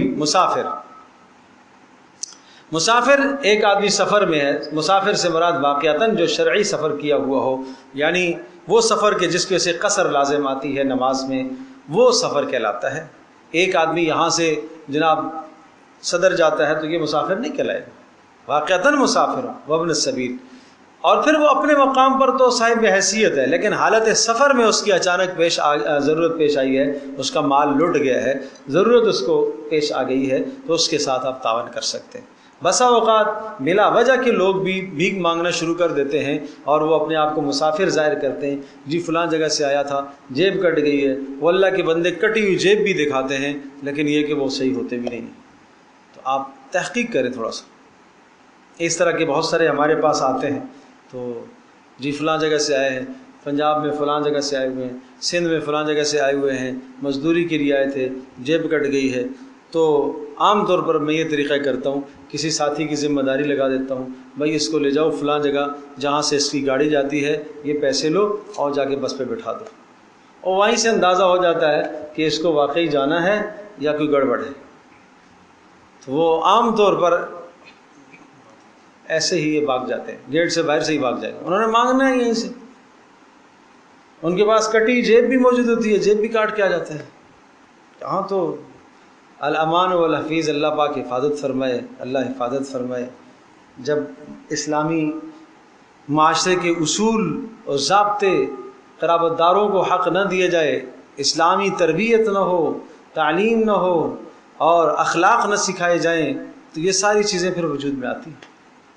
یہ دھوکہ، یہ فراڈ، یہ سب وجود میں آتا ہے۔ کس قدر رسول اللہ صلی اللہ علیہ وسلم نے حوصلہ شکنی فرمائی، آپ نے عطا بھی ضرور فرمایا، آپ نے دوسری طرف ایک حوصلہ شکنی کی۔ خبردار کوئی بھیک نہ مانگے، جو بھیک مانگے گا قیامت کے دن اس کے چہرے پر نشان ہوگا، بھیک کا دبا اس کے چہرے پر ہوگا، میدان محشر میں سب کے سامنے ذلت اور رسوائی ہوگی کہ بھیک مانگتا تھا۔ تو ایک طرف آپ علیہ السلام نے سخت حوصلہ شکنی کی ہے، لیکن جو واقعتاً حاجت مند آیا آپ نے اس کو دیا بھی ہے، حاجت مند کو دیا بھی ہے۔ اور ایک ایسا شخص آیا کہ جو تھا تو حاجت مند لیکن محنت مزدوری کر سکتا تھا، آپ نے اس کو نہیں دیا، آپ نے اس کو مزدوری پر لگایا ہے۔ آپ نے پوچھا آپ کے پاس کچھ چیز موجود ہے؟ کہا ہے۔ گھر سے ایک پیالہ ایک چادر لے آئے، تو آپ علیہ السلام نے پوچھا کون 1 درہم سے لے گا؟ ایک شخص نے کہا میں لوں گا۔ آپ نے فرمایا کون 2 درہم سے لے گا؟ ایک شخص نے کہا میں خریدوں گا۔ 2 درہم سے آپ نے وہ 2 چیزیں فروخت کر دیں، اور پھر آپ نے کہا کہ 1 درہم سے گھر میں کچھ خرچ ڈال لو، اور 1 درہم سے کلہاڑی خریدوائی آپ نے، اور پھر اس میں آپ نے اپنے مبارک ہاتھوں سے دستہ ٹھونکا اور فرمایا کہ لے جاؤ، جا کے جنگل سے لکڑیاں کاٹو، لا کے بیچو، اور 1 ہفتے تک مجھے نظر نہیں آنا۔ چنانچہ کچھ وقت کے بعد آیا اور اتنا اس کے پاس مال ہو گیا، اللہ کے رسول اب تو دوسروں کو بھی دے سکتا ہوں۔ تو آپ نے اسے کھڑا کیا۔ یہ بھی ایک بہت بڑی نیکی ہے، یہ بھی ایک بہت بڑا عمل ہے، بہت بڑے ثواب کا کام ہے کہ کسی کو کسی کام پہ کھڑا کر دینا۔ لیکن بہرحال پھر بھی عرض کر رہا ہوں کہ اس جگہ پر بھی کھڑا کرنا بھی ہے تو دیکھ کے کھڑا کیا جائے کہ وہ واقعتاً کھڑا ہونے کا مستحق بھی ہے کہ نہیں ہے۔ اللہ اکبر۔ بات آئی قرابت داروں کی اور مسکینوں کی اور مسافروں کی خرچ کرنے کی بات آئی، تو چوتھا اصول سمجھایا، وَلَا تُبَذِّرْ تَبْذِيرًا، اور تبذیر مت کرو، بے جا مال کو مت اڑاؤ۔ چوتھا اصول سمجھایا کہ بے جا مالوں کو مت اڑاؤ۔ یہ جو اصول یہاں پر ذکر فرمایا وَلَا تُبَذِّرْ تَبْذِيرًا، یہ 2 وجہوں سے ہے۔ 2 وجہوں سے کیا؟ ایک تو پیچھے کس کے حقوق ہیں؟ قرابت داروں کے، مسکینوں کے، مسافروں کے۔ کبھی کبھی آدمی ان پر بھی ضرورت سے زیادہ اڑاتا ہے مال، کیوں؟ تاکہ لوگ کہیں کہ یہ سخی آدمی ہے، تاکہ لوگ کہیں کہ یہ مالدار آدمی ہے۔ یہاں پر بھی تبذیر جائز نہیں ہے۔ نمبر 2، دوسرا اس لیے یہ سمجھایا کہ دیکھو تمہارے مال میں قرابت داروں اور مسکینوں اور مسافروں کا حق ہے، ان کے حقوق ادا کرو، بے جا مال نہ اڑایا کرو۔ آپ کی ضرورت پوری ہو رہی ہے لیکن شادی آ گئی ہے، اس شادی میں آپ نے خوب ارمان لگا کر اپنے مال کو اڑایا، یہ جائز نہیں ہے۔ آپ یہ کہیں گے کہ نہ میں نے خرچ کیا ہے فلاں پر بھی، ماں باپ کو بھی دیا ہے، فلاں کو بھی دیا ہے، فلاں کو بھی دیا، نہیں، یہ سارے آپ کو سمجھائے کہ تمہارے مال کے اندر حق ہے، قرابت داروں کا بھی حق ہے، مسکینوں کا بھی حق ہے، مسافروں کا بھی حق ہے، یہ حقوق ادا کرو۔ وَلَا تُبَذِّرْ تَبْذِيرًا، بے جا مالوں کو مت اڑایا کرو۔ اور یاد رکھیے گا، ایک ہوتا ہے تبذیر اور ایک ہوتا ہے اسراف۔ تبذیر کہتے ہیں جہاں مال خرچ کرنے کی جگہ نہیں ہے وہاں مال کو خرچ کرنا، یہ تبذیر کہلاتا ہے۔ اور اسراف کہتے ہیں جہاں مال خرچ کرنے کی جگہ ہے وہاں ضرورت سے زائد لگانا، یہ اسراف کہلاتا ہے۔ گھر میں انسان اپنے کھانے کے لیے ظاہر ہے یہ انسان کے مال لگانے کی جگہ ہے، اپنا کپڑا پہننے کے لیے یہ مال کی جگہ ہے، رہائش آدمی اختیار کرتا ہے یہ مال لگانے کی جگہ ہے، لیکن اس میں اگر حد سے تجاوز کرتا ہے تو یہ اسراف کہلاتا ہے، اور ایک جگہ خرچ کرنے کی ہے ہی نہیں ہے۔ شادی کا موقع آیا ہے، اب ظاہر سی بات ہے کہ بے شمار پیسہ آتش بازی پر اس نے لگا دیا، پٹاخوں پر لگا دیا، اور جناب ناچ گانے والوں کو اس نے دے دیا، تو یہ کیا ہے؟ مال خرچ کرنے کی جگہ نہیں تھی، وہاں اس نے مال کو اڑایا ہے، یہ ہے تبذیر۔ اس کو کہا ان المبذرین کانوا اخوان الشیاطین، اس لیے تمہیں منع کیا ہے، اس لیے کہ بے شک مبذرین بے جا مال اڑانے والے کانو ہیں اخوان الشیاطین، شیطان کے بھائی ہیں، شیطان کے مشابہ ہیں، شیطان کا عمل کرنے والے ہیں۔ اور یاد رکھیے گا وکان الشیطان لربہ کفورا، اور شیطان اپنے پروردگار کا بڑا ناشکرا ہے، اور تمہیں ناشکری نہیں کرنی چاہیے۔ یہ مال کو بے جا خرچ کرنا یہ ناشکری ہے۔ وَإِمَّا تُعْرِضَنَّ عَنْهُ ابْتِغَاءَ رَحْمَةٍ مِّن رَّبِّكَ تَرْجُوهَا۔ پانچواں اصول یہ سمجھایا کہ دیکھیں جو ہم نے آپ کو مصارف بتائے ہیں مال خرچ کرنے کے، قرابت داروں کو آپ نے دینا ہے، مساکین کو دینا ہے آپ نے، اور اسی طرح سے مسافروں کو آپ نے دینا ہے، لیکن اگر یہ حاجت مند آپ کے پاس آئیں اور آپ کے پاس مال دینے کے لیے ابھی کچھ بھی نہیں ہے، تو دیکھو اسلام نے کتنا خوبصورت اسلوب سمجھایا کہ یہ حاجت مند اور فقیر اس کی عزت نفس کو مجروح نہ کرنا۔ ٹھیک ہے جی، اس کو کیسے آپ نے بتانا ہے کہ میرے پاس مال نہیں ہے؟ اس طرح سے بتاؤ کہ اس کی عزت نفس مجروح نہ ہو، اس کی عزت نفس مجروح نہ ہو۔ کتنی اہم بات ہے، ایک انسان کی عزت کتنی قیمتی ہے۔ وَإِمَّا تُعْرِضَنَّ، کتنا طویل کیا اس بات کو، اور اگر تم اعراض کرنا چاہو عنہم، کن سے؟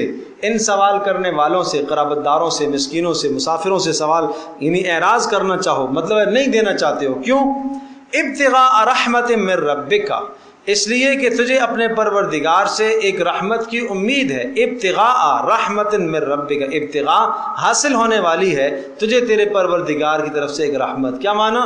کہ آگے تجھے آج تو دینے کے لیے نہیں ہے، لیکن آنے والے کل پرسوں 2-4 دن کے بعد تمہیں توقع ہے ایک جگہ سے مال آنے کی، مال آنے کی توقع ہے، تو پھر ان کو ایسا جواب دو کہ جس میں ان کی حوصلہ شکنی بھی نہ ہو اور ان کو امید بھی رہے۔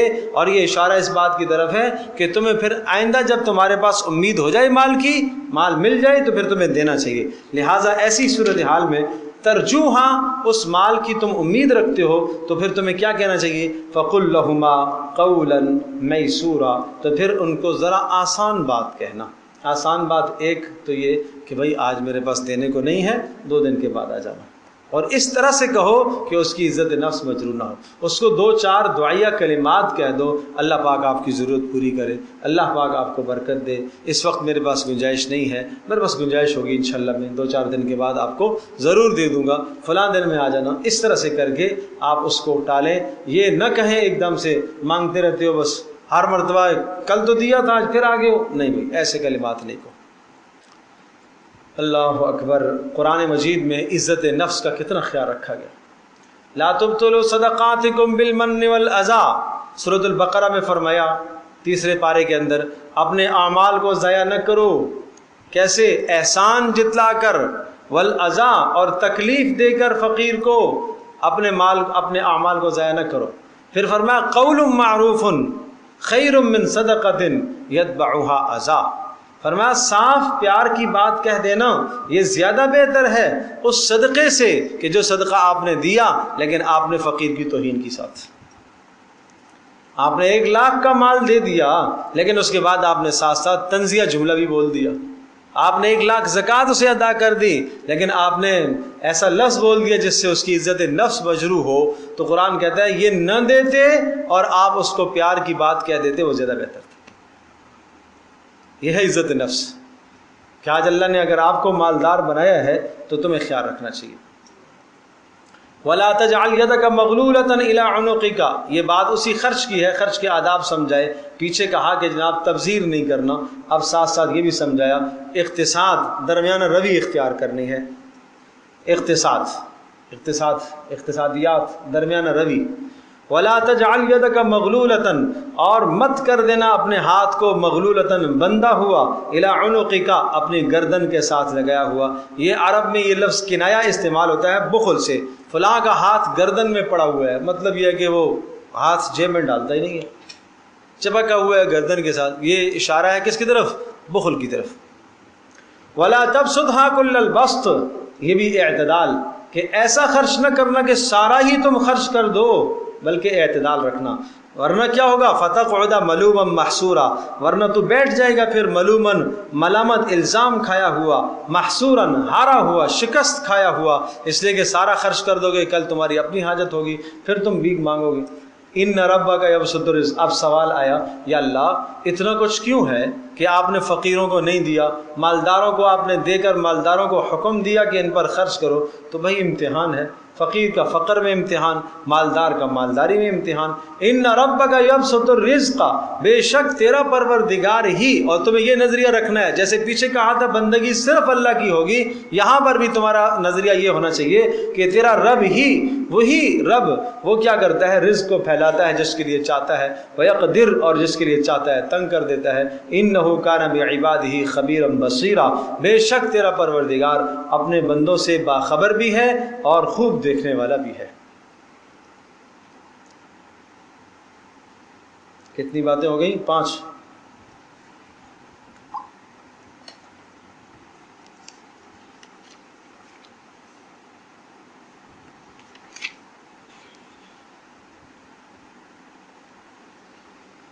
وَلَا تَقْتُلُوا أَوْلَادَكُمْ خَشْيَةَ إِمْلَاقٍ، اب آئی ہے تربیت اولاد کی بات، چھٹی بات، تربیت اولاد۔ اسلامی معاشرے کی بنیادوں میں سے یہ بات ہے کہ تربیت اولاد۔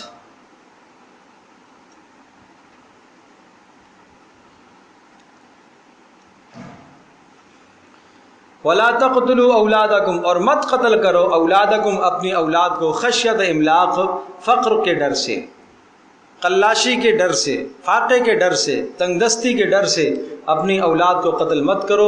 نحن نرزقهم وإياكم، ہم انہیں بھی کھلاتے ہیں اور تمہیں بھی کھلائیں گے، ہم انہیں بھی کھلاتے ہیں تمہیں بھی، نرزقهم وإياكم، تمہیں بھی ہم ہی کھلاتے ہیں، اور تم جو اپنی اولادوں پر خرچ کرتے ہو تو یہ تم نہیں خرچ کرتے ہو، ہم تمہیں عطا کرتے۔ ان قتلهم کان خطئا کبیرا، بے شک ان کا قتل کرنا بہت بڑا گناہ ہے۔ قتل اولاد 3 طرح کا ہوتا تھا۔ رسول اللہ صلی اللہ علیہ وسلم جس زمانے میں مبعوث ہوئے، دنیا میں تشریف لائے، تو 3 قسم کا قتل سمجھا جاتا تھا۔ ایک قتل یہ ہوتا تھا کہ اپنی بچیوں کو اس ڈر سے دفن کر دیتے تھے کہ کوئی ہمارے گھر میں رشتے کا پیغام کیوں لے کر آئے، تو عار اور شرمندگی کی وجہ سے بچیوں کو قتل کر دیا کرتے تھے۔ زندہ دفن کر دینے کا تو ایک عام رواج تھا، اور اس کو برا کوئی نہیں سمجھتا تھا، اور اس کو باعث فخر سمجھتے تھے کہ بھائی اس کے گھر میں کوئی لڑکی نہیں ہے، اس کا کوئی داماد نہیں بنے گا۔ رسول اللہ صلی اللہ تعالی علیہ وسلم نے آ کر اس کی حوصلہ شکنی فرمائی۔ آپ علیہ السلام نے اس طرح سے قانون اور ضابطے ارشاد فرمائے۔ سب سے پہلے تو رسول اللہ صلی اللہ علیہ وسلم نے عورت کو ایک مقام دیا، معاشرے میں عورت کو ایک عزت دی، اتنا مقام دیا، اتنا بلند مقام دیا۔ ماں ہونے کی حیثیت سے اس کی ایک الگ حیثیت مقرر فرمائی، بیٹی ہونے کی حیثیت سے اس کا الگ مقام ہے، بہن ہونے کی حیثیت سے الگ مقام ہے، بیوی ہونے کی حیثیت سے الگ مقام ہے، ہر ایک کے علیحدہ علیحدہ اصول ذکر فرمائے۔ یہاں تک کہ بچی کی تربیت کرنے میں آپ علیہ الصلوۃ والسلام نے جنت کی ضمانت ذکر فرمائی۔ تو جب یہ بات ہے کہ اچھا بچی کی تربیت سے ہمیں جنت مل رہی ہے، تو آہستہ آہستہ یہ رسم ختم ہو گئی۔ بچی کی تربیت سے جنت میں، کہ جس آدمی نے بچی کی تربیت کی، جو ان بچیوں میں مبتلا ہوا، آزمائش میں ڈالا گیا، جن کو اللہ نے بچیاں عطا فرمائی ہیں، تو یقیناً وہ ایک آزمائش اور امتحان میں، اور وہ بچیوں کی اچھی تربیت کریں اور پھر ان کے بلوغ پر مناسب رشتہ تلاش کر کے ان کی شادی کر دیں، تو میں ان کی جنت کا ضامن ہوں۔ اور پھر ادھر یہ اصول سمجھایا کہ جب بچیاں تمہاری جوانی کو پہنچ جائیں، جب تمہیں کسی ایسے آدمی کی طرف سے خطبہ اور پیغام پہنچے اذا خطب الیکم احدکم، جب تمہارے پاس ایسے آدمی کا پیغام آ جائے، ممن ترضون خلقہ ودینہ، جس کے اخلاق سے اور جس کے دین سے تمہیں خوشی ہو اور اس کے دین اور اخلاق سے آپ کو اطمینان ہو، فزوجوہ، تو اس کی شادی کرا دو۔ اب اگر نہ کرائی تو فتکن فتنۃ فی الارض وفساد عریض، اب بڑا فتنہ اس دنیا میں پھیلے گا اور بڑا فساد اس دنیا میں آئے گا۔ تو آج اس اصول کو بالائے طاق رکھا گیا ہے، اس لیے کتنا فساد ہے، بے حیائی عام ہوتی جا رہی ہے۔ رسول اللہ صلی اللہ علیہ وسلم کے زمانے میں نکاح کو عام کیا جاتا تھا، نکاح کو آسان کیا گیا ہے۔ وَأَنكِحُوا الْأَيَامَ مِنكُمْ وَالصَّالِحِينَ مِنْ عِبَادِكُمْ وَإِمَائِكُمْ، سورۃ النور میں ہے کہ جو بے نکاح ہیں ان کی نکاح کراؤ، اور إِن يَكُونُوا فُقَرَاءَ، اگر وہ فقیر ہیں، يُغْنِهِمُ اللَّهُ مِنْ فَضْلِهِ، اللہ اپنے فضل سے انہیں غنی کرے گا۔ اللہ نے رزق کا وعدہ دیا ہوا ہے، تم کیوں پریشان ہوتے ہو اس معاملے میں؟ تو ایک قتل تو یہ تھا، حضرت صلی اللہ علیہ وسلم نے اس رسم کا آ کر خاتمہ فرمایا۔ دوسرا قتل یہ تھا کہ اپنے بیٹوں کو بتوں کے سامنے بھینٹ چڑھا دیتے تھے اور بتوں کی رضامندی کے لیے، ان کی خوشنودی کے لیے اپنے بیٹوں کو قتل کر دیتے تھے۔ تو رسول اللہ صلی اللہ علیہ وسلم نے اس رسم کا بھی خاتمہ فرمایا کہ یہ قتل تمہارے لیے جائز نہیں ہے، قیامت کے دن اس کا حساب دینا ہوگا۔ بِأَيِّ ذَنبٍ قُتِلَتْ، قیامت کے دن ہر مقتول سے پوچھا جائے گا، بتا کس وجہ سے تجھے قتل کیا گیا۔ تو رسول اللہ صلی اللہ تعالیٰ علیہ وسلم کے زمانے میں دوسرا قتل یہ تھا، اور تیسرا قتل کہ یہ بچہ اگر بڑا ہو گیا تو کھائے گا کہاں سے، جو آج کی سوچ ہے۔ آج اگرچہ پہلے دو قتل تو نہیں ہیں لیکن تیسرا قتل ہے، اور آج جو مغربی تہذیب ہے، اس مغربی تہذیب کا ایک خاص سبق یہی ہے کہ اولاد کم سے کم ہو، اور اس تصور کو اتنا غلط لوگوں کے ذہنوں میں ڈالا گیا ہے کہ اچھا خاصا دیندار آدمی بھی اس تصور سے متاثر ہے، اس باطل اور اس غلط پروپیگنڈے سے آدمی متاثر ہے کہ بچے ہوں گے تو کھائیں گے کہاں سے، زیادہ بچے ہوں گے تو کھائیں گے کہاں سے، پالیں گے ان کو کیسے، حالانکہ یہ سراسر قرآن کے خلاف ہے، سراسر رسول اللہ کی تعلیم کے خلاف ہے صلی اللہ علیہ وسلم۔ آپ نے ارشاد فرمایا تزوجوا الودود الولود فإنی مکاثر بکم الامم یوم القیامہ۔ آپ نے ارشاد فرمایا تم ایسی عورتوں سے نکاح کیا کرو جو خوب محبت کرنے والیاں ہوں، اور ایسی عورتوں سے نکاح کیا کرو جو بچے پیدا کرنے والیاں ہوں، بچے جننے والیاں ہوں، ان کے خاندان پھلتے پھولتے خاندان ہیں، اس سے تمہیں اندازہ ہو جائے گا۔ اور کیوں؟ فإنی مکاثر بکم الامم یوم القیامہ، قیامت کے دن میں فخر کروں گا کہ میری امت سب سے کثیر ہے، میری امت سب سے زیادہ ہے۔ یہ تو مقصد زندگی میں شامل ہے یہ بات، لیکن آج عرض کر رہا ہوں کہ مغربی تہذیب کا یہ پروپیگنڈا یہاں تک پہنچا کہ ہر خاص و عام اس سے متاثر ہے کہ بچے زیادہ ہو جائیں گے تو پالیں گے کیسے، کھائیں گے کہاں سے۔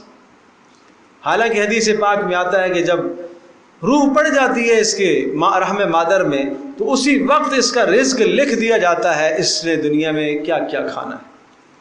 اور ایک حدیث میں آتا ہے جس طرح سے موت انسان کو تلاش کرتی ہے، اسی طرح سے رزق بھی انسان کو تلاش کرتا ہے، موت سے کوئی نہیں بچ سکتا، اسی طرح سے نصیب میں جو رزق لکھا ہوا ہے اس سے کوئی نہیں بچ سکتا، وہ اس کو ملے گا۔ لہذا ایسے اسباب اور ادویات کا استعمال کرنا، مانع حمل کی ادویات کا استعمال کرنا یہ درست نہیں ہے، اس نظریے کے تحت، اس عقیدے کے تحت۔ اور پھر جب امید ہو جائے اور جان پڑ جائے اس کے بعد اس کو ختم کرنا 100% قتل ہے، 100% قتل ہے۔ اب کسی صورت میں جائز نہیں ہے، چاہے ڈاکٹر بتائے کہ جناب پیدائش میں اس کا مسئلہ ہو جائے گا، اس کی جان خطرے میں ہے، اس کی جان خطرے میں، اب جائز نہیں ہے۔ اب روح پڑ گئی ہے، اب اس کی جان کو لینا یہ قتل ہے، قتل نفس ہے، گویا کہ اس نے ایک جان کو مار دیا۔ سخت گناہ کی بات ہے، سخت گناہ کی بات ہے۔ اس لیے اس چیز سے بچا جائے، اپنے آپ کو دور رکھا جائے، اور اس مغربی اس برے اثر سے، اس تاثیر سے اپنے ماحول اور معاشرے کو پاک کیا جائے۔ ولا تقتلوا، اور ایک اور قتل اولاد، چوتھا، یہ تین جو قتل تھے یہ تو تین ظاہری قتل ہے، ایک اور چوتھا قتل ہے چوتھی قسم کا جو روحانی قتل کہلاتا ہے، اور وہ قتل ہے اولاد کو دینی تعلیم سے محروم رکھنا، یہ بھی قتل اولاد ہے۔ یہ بھی کیا ہے؟ قتل اولاد ہے، دینی تعلیم سے محروم رکھنا، نا واقف رکھنا، اور دنیاوی تعلیم میں آگے سے آگے بڑھتے چلے جانا، اسلامی اخلاق نہ سیکھے، اسلامی اقدار نہ سیکھے، اسلامی تہذیب نہ سیکھے، قرآن کو نہیں جانتا، سنت کو نہیں جانتا، اپنی اولادوں کو یہ سب کچھ نہیں سکھایا، تو سمجھو کہ یہ بھی کیا ہے؟ قتل اولاد ہے۔ نحن نرزقهم وإياكم، ہم انہیں بھی کھلائیں گے اور تمہیں بھی کھلائیں گے، ان قتلهم كان خطئا كبيرا، اور فرمایا ان کا قتل کرنا یہ بہت بڑا گناہ ہے۔ ولا تقربوا الزنا، ساتواں ولا تقربوا الزنا انه كان فاحشہ۔ ساتواں اصول یہ سمجھایا کہ معاشرے سے بے حیائی کو ختم کیا جائے۔ اسلامی معاشرے میں بے حیائی نہیں ہونی چاہیے۔ جس طرح سے انسان کی جان قابل احترام، انسان کا مال قابل احترام، انسان کی عزت بھی قابل احترام ہے۔ کسی مسلمان خاتون کی عزت قابل احترام ہے، اس کی عزت پر حملہ آور ہونا قطعاً یہ جائز نہیں ہے۔ اس لیے ولا تقربوا الزنا، زنا کے قریب تک مت بھٹکو، زنا کے قریب نہ جاؤ۔ یہ کیوں کہا؟ یہ کیوں نہیں کہا زنا نہ کرو، زنا مت کرو، لیکن زنا کے قریب تک مت جاؤ؟ اشارہ اس بات کی طرف ہے کہ وہ عوامل، وہ اسباب جو انسان کو زنا کی طرف لے کے جاتے ہیں، ان اسباب کا اختیار کرنا بھی حرام ہے۔ جیسے زنا حرام ہے، اسی طرح سے ان اسباب کا اختیار کرنا جو انسان کو زنا کی طرف لے کے جاتے ہیں وہ حرام ہے۔ کیا؟ غیر محرم کی طرف دیکھنا، بد نظری، یہ کیا ہے؟ یہ دواعی زنا ہے، سبب زنا ہے یہ۔ اس لیے حدیث پاک میں آتا ہے العینان تزنیان، آنکھیں زنا کرتی ہیں، والیدان تزنیان، ہاتھ بھی زنا کرتے ہیں، پاؤں بھی زنا کرتے ہیں، زبان بھی زنا کرتی ہے۔ زبان کی کا زنا بے حیائی کی بات بولنا ہے، آنکھ کا زنا بے حیائی کی بات کو دیکھنا ہے، کان کا زنا بے حیائی کی بات سننا، موسیقی سننا یہ کان کا زنا ہے، یہ کان کا زنا ہے۔ ہاتھوں کا زنا غیر محرم کو چھونا ہے، پاؤں کا زنا غیر محرم کی طرف چل کر جانا ہے۔ تو یہ سب کے سب حرام ہیں، ان سب کو کرنا گویا کہ زنا کے قریب جانا ہے۔ یہ کیا کر رہا ہے؟ زنا کے قریب چلا گیا۔ اس لیے شریعت نے ایک باڑ لگائی ہوئی ہے۔ دیکھو اس باڑ پر آپ غور فرمائیے، کیا باڑ لگائی ہے شریعت نے؟ حد بندی کی ہے شریعت نے، دیوار لگائی ہے شریعت نے۔ کیسے؟ کہ ایک عورت کو پہلے اس بات کا پابند کیا گیا کہ وہ اپنے آپ کو چھپائے، اپنا چہرہ ڈھانپے، چہرہ ڈھک کر باہر نکلے، محرم کے علاوہ اس کا چہرہ کوئی نہ دیکھے۔ نمبر 2، پھر اس کی آواز پر پہرا لگایا، بلا وجہ اس کی آواز اونچی نہ ہو۔ نمبر 3، اس کی چال چلن کی آواز پر بھی پہرا لگایا کہ اس کے چال چلن کی آواز بھی اوپر نہ آئے، کہ یہ جب ولا یضربن بارجلہن لیعلم ما یخفین من زینتہن، یہ پاؤں اونچے اونچے زور زور سے ٹھک ٹھک کے نہ مارے کہ اس کے پاؤں کی آہٹ غیر محرم کی کان تک جائے۔ یہ اسلام نے پردے لگائے اس پر۔ پھر ادھر چوتھا پردہ یہ لگائے، الا لا یخلون رجل بامرأۃ، خبردار کوئی آدمی کسی عورت کے ساتھ کسی تنہائی میں جمع نہ ہو۔ یہ پردہ لگایا، یہ دیوار لگائی ہے۔ اور پھر ادھر مرد کو پابند کیا گیا، قل للمؤمنین یغضوا من ابصارہم، نگاہ نیچی رکھ، تمہیں نگاہ نیچی رکھنی چاہیے، اپنی نظر نیچی رکھنی چاہیے، اسے پابند کیا گیا۔ اور ادھر پھر اسی طرح سے جائز راستہ سمجھایا گیا، وانکحوا الایام، نکاحوں میں جلدی کیا کرو، کہ فطری جو ضرورت ہے ایک مرد کے اندر اٹھنے والا ابھار اور ایک عورت کے اندر اٹھنے والا جو ابھار ہے، اور یہ اندر کے جو جذبات ہیں اور یہ ایک نفسانی خواہشات ہیں اور یہ جنسی تسکین ہے، اس کو جائز راستے دو۔ اگر جائز راستے نہیں دو گے تو یہ پھر بے حیائی کے راستوں کو اختیار کرے گا، اس لیے جلدی کا حکم ہے۔ تو یہ فرمایا ولا تقربوا الزنا۔ آج معاشرہ یہ کہتا ہے نہیں، اس سے کیا ہوتا ہے؟ ارے بات کرنے سے کیا ہوتا ہے؟ ایک آدمی کسی اجنبی عورت سے، جس طرح سے دو ایک جگہ پر کام کر رہے ہیں، یہ مرد ہے وہ عورت ہے، دونوں ایک ٹیبل پہ بیٹھتے ہیں، قریب قریب میں بیٹھتے ہیں، سارا دن گپ شپ لگ رہی ہے، تو آپ کا کیا خیال ہے؟ ٹھیک ہے، ساری زندگی اس آدمی نے زنا نہیں کیا، اس عورت نے کوئی بے حیائی نہیں کی ہے، لیکن یہ بات کرنا بھی تو بے حیائی ہے۔ یہ آنکھوں کا تو زنا ہو رہا ہے، یہ زبان کا تو زنا ہو رہا ہے روز، یہ ہاتھوں کا بھی زنا ہو سکتا ہے روز۔ اگر کوئی چیز بلا وجہ اسے گفٹ پیش کر رہا ہے، وہ اسے پیش دے، کیا ہے؟ یا یہ زنا تو ہو رہا ہے۔ تو یہی معاشرے کے اندر بے حیائی ہے، اسی سے باتیں آگے بڑھتی ہیں، اسی سے باتیں آگے بڑھتی ہیں۔ اسلام ایک صاف ستھرا معاشرہ ہمیں دیتا ہے، اور رسول اللہ صلی اللہ علیہ وسلم کی تعلیمات پاکیزہ تعلیمات ہیں۔ میں سمجھتا ہوں کہ ان تعلیمات کے اندر انسانوں کی قدر و منزلت کا کتنا خیال رکھا گیا ہے۔ ایک عورت کی عزت کو بڑھایا گیا ہے، ایک عورت کی عزت کو بڑھایا گیا ہے۔ دیکھو تو صحیح کہ ایک باہر روڈ پر آدمی گاڑی کھڑی کرتا ہے، اس کے اوپر بھی رات کو کور چڑھاتا ہے، اسے بھی آدمی خراب نہیں ہونے دیتا۔ تو ایک عام چیز پر انسان اتنا التزام اور اہتمام کرتا ہے، تو کیا ایک عورت ایسی چیز نہیں ہے کہ وہ باپردہ ہو؟ اسے حیاداری میں رہنا چاہیے، اسے پردے کی چادر میں رہنا چاہیے۔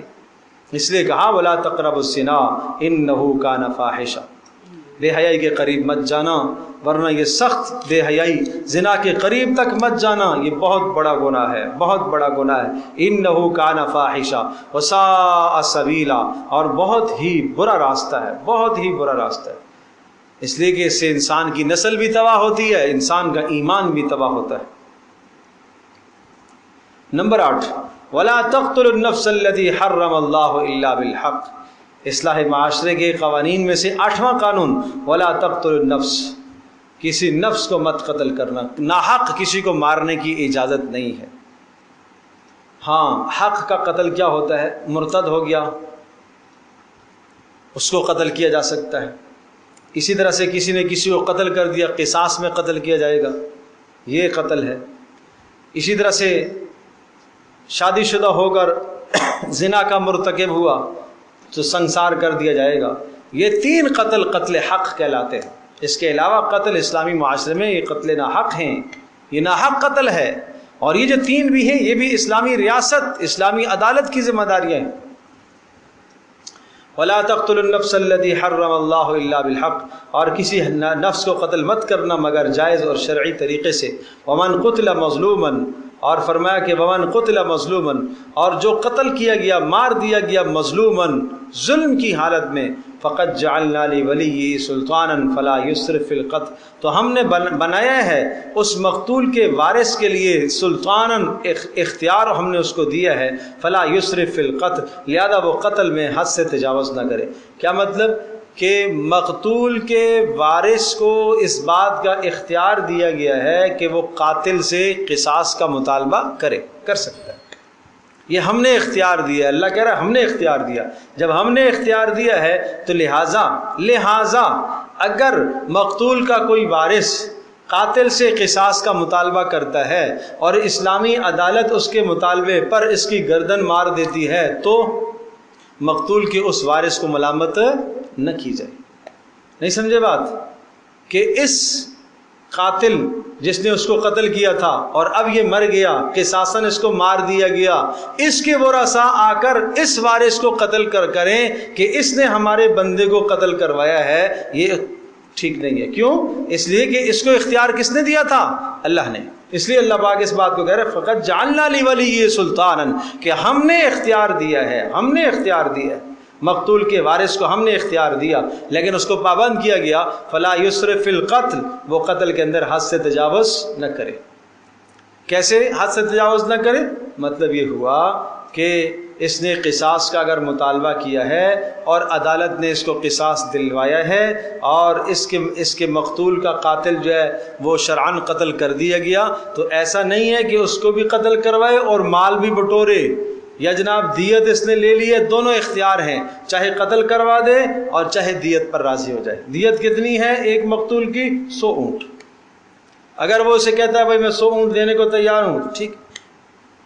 اگر یہ کہتا ہے نہیں میں 100 اونٹ نہیں لوں گا، میں قصاص ہی لوں گا، میں اس کو قتل کرواؤں گا، اسلامی عدالت سے اس کو قتل کرواؤں گا، تو اس کو اختیار ہے۔ انہو کان منصورا، انہو کان منصورا، فرمایا خبردار اچھی طرح سے سمجھ لو، انہو کان منصورا، کہ اس کی بھی مدد کی جائے گی، اس کی بھی مدد کی جائے گی۔ کس کی؟ کس کی؟ وہ جس قاتل نے اول کو مارا تھا، تو اس پر اگر تم تعدی اور تجاوز کرو گے تو یہ جائز نہیں ہے، اس کی بھی مدد کی جائے گی۔ اسلام کی طرف سے پھر قوانین آئیں گے۔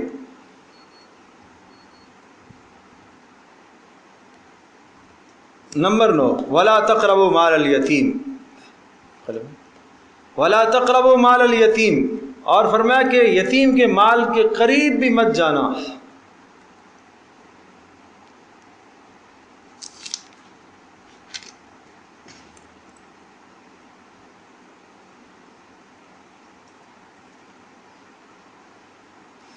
جس طرح سے اوپر تھا کہ زنا کے قریب مت جانا، اسی طرح سے ہے یتیم کے مال کے قریب بھی مت جانا، یعنی وہ سبب، وہ راستہ مت اختیار کرنا کہ جس کی وجہ سے یتیم کے مال پر تم اپنے ہاتھوں کو صاف کر لو۔ یہ ذرا خیال رکھنا۔ ہوتا یہ ہے کہ یتیم آپ کا بھتیجا، آپ کا بھانجا، آپ کے اقربا اعزہ میں سے کسی کا انتقال ہو جاتا ہے، اس کے بچے آپ کے پاس آ جاتے ہیں، وہ یتیم ہیں، اب وہ آپ کے بھتیجے ہیں، بھائی کا اچھا خاصا مال رکھا ہوا ہے، اب اس مال کو آپ نے اس طرح سے خرچ کرنا ہے کہ ان کی ضروریات بھی پوری ہوں اور مال میں اسراف بھی نہیں ہونا چاہیے۔ اور سورۃ النساء میں مفصل یہ یتیموں کے قوانین آئے ہیں، اور وہاں ایک قانون یہ سمجھایا کہ وَآتُوا الْيَتَامَى أَمْوَالَهُمْ وَلَا تَتَبَدَّلُوا الْخَبِيثَ بِالطَّيِّبِ، یتیموں کو ان کے مال دے دیا کرو اور اچھے کو برے کے ساتھ مت ملاؤ۔ معنی یہ کہ ان کے مالوں کو اپنے مالوں میں خلط ملط مت کرو۔ ہاں، الا باللتی ہی احسن، بہترین طریقے سے یتیم کے مال کو اپنے مال کے ساتھ ملا سکتے ہو۔ کیا معنی؟ آپ نے اپنی تجارت میں اس کو لگا دیا، اجازت ہے، چونکہ آپ کی نیت کیا ہے کہ یتیم کا مال ہے، جناب اس کا باپ 4 لاکھ روپیہ چھوڑ کر مرا ہے، اب یہ 2 بچے ہیں، اگر اسی طرح سے یہ 4 لاکھ ان پر خرچ کرتے رہیں گے تو ختم ہو جائے گا، چلو اس 4 لاکھ کو میں تجارت میں لگا دیتا ہوں۔ لیکن تجارت میں حساب صاف رکھنا، ان کا حق ادا کرتے رہنا، تو اجازت ہے۔ پھر اسی طرح سے آپ نے وہ مال تجارت میں لگا دیا ہے اور ان بچوں کی کفالت اور تربیت میں آپ لگے ہوئے ہو، تو اول تو کوشش یہ کرو کہ اس یتیم کے مال سے اپنے آپ کو دور رکھو۔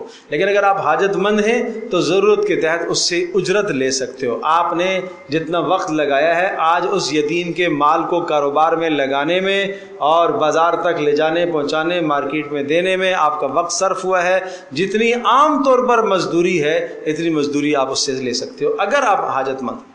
ومن کان فقیرا فلیاکل بالمعروف، اگر فقیر ہو تو عرف کے مطابق تم لے سکتے ہو، اور اگر تم غنی ہو فلیستعفف، پھر تم نہ لو اس سے۔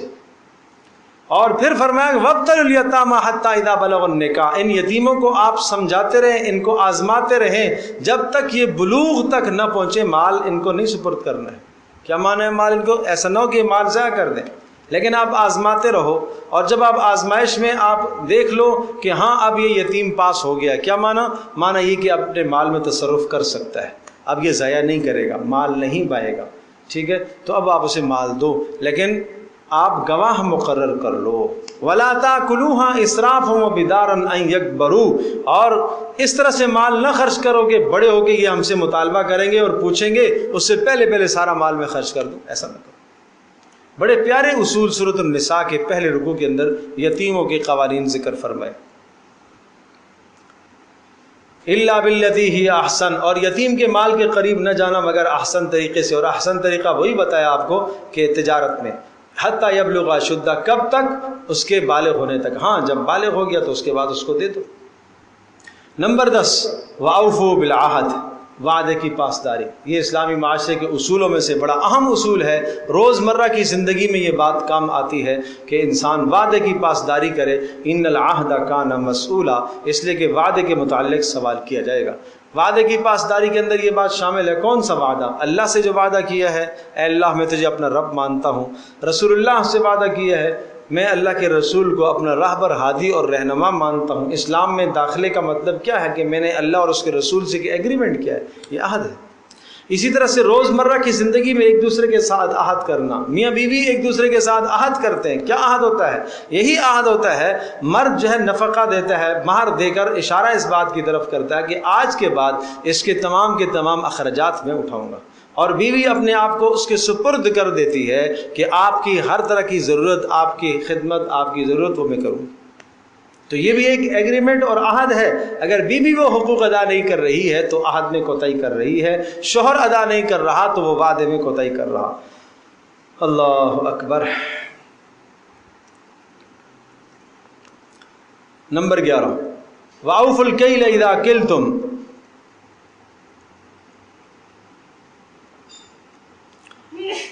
اور وَأَوْفُوا الْكَيْلَ إِذَا كِلْتُمْ وَزِنُوا بِالْقِسْطَاسِ الْمُسْتَقِيمِ.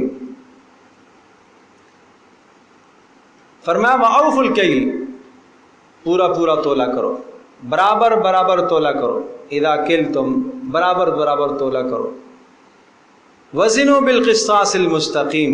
یہ دو چیزیں ہیں، ایک ہے ناپ اور دوسرا ہے تول، دونوں مستقل چیزیں ہیں. وَأَوْفُوا الْكَيْلَ إِذَا كِلْتُمْ، اور کیل کو پورا کیا کرو جب تم کیل کیا کرو. وزنوا بالقسطاس المستقیم، اور سیدھے ترازو سے تولو. اور اس میں یہ سب باتیں شامل ہیں کہ ایک آدمی دکانداری کرتا ہے تو وہ بھی ناپ تول میں کمی نہ کرے، ایک آدمی ملازمت کرتا ہے وہ بھی وقت کے اندر کمی نہ کرے، وہ بھی وقت میں کمی نہ کرے. کہ 8 گھنٹے کا وقت دیا ہوا ہے لیکن وہ وقت پورا نہیں دیتا، جلدی آ جاتا ہے، تو یقیناً یہ نقصان کر رہا ہے. ذالک خیر و احسن تأویلا، یہ بہت بہتر بات ہے اور یہ انجام اور نتیجے کے اعتبار سے بہتر ہے. ولا تقف ما لیس لک بہ علم،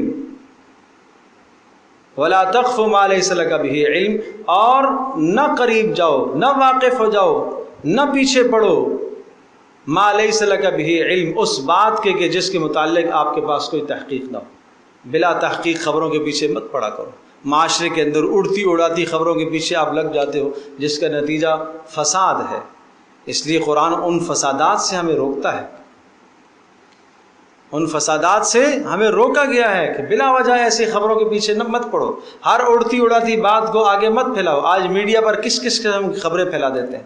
ایک میسج آیا فارورڈ کرو، دوسرا آیا فارورڈ کرو، اسے فارورڈ کریں گے یہ خوشخبری سنے گی، یہ ہوگا. ارے بھائی بیہودہ کی بات ہے، سمجھے جی؟ کیوں خوف و ہراس پھیلاتے ہو؟ یہ نہیں ہونا چاہیے. اور اس کے ضمن میں یہ بات بھی ذہن نشین فرما دیجئے، وَلَا تَقْفُ مَا لَيْسَ لَكَ بِهِ عِلْم، وہ علم بھی مت حاصل کرو کہ جس کی بنیاد محض اٹکل اور گمان پر ہے، یقینی بنیادیں نہیں ہیں. تخیلات کے پیچھے مت پڑو، توہمات کے پیچھے مت پڑو. علم یقینی اس کو اختیار کیا جائے. کیوں؟ ان السمع والبصر والفؤاد کل اولئک کان عنہ مسئولا. بے شک سمع اور بصر، کیا مطلب؟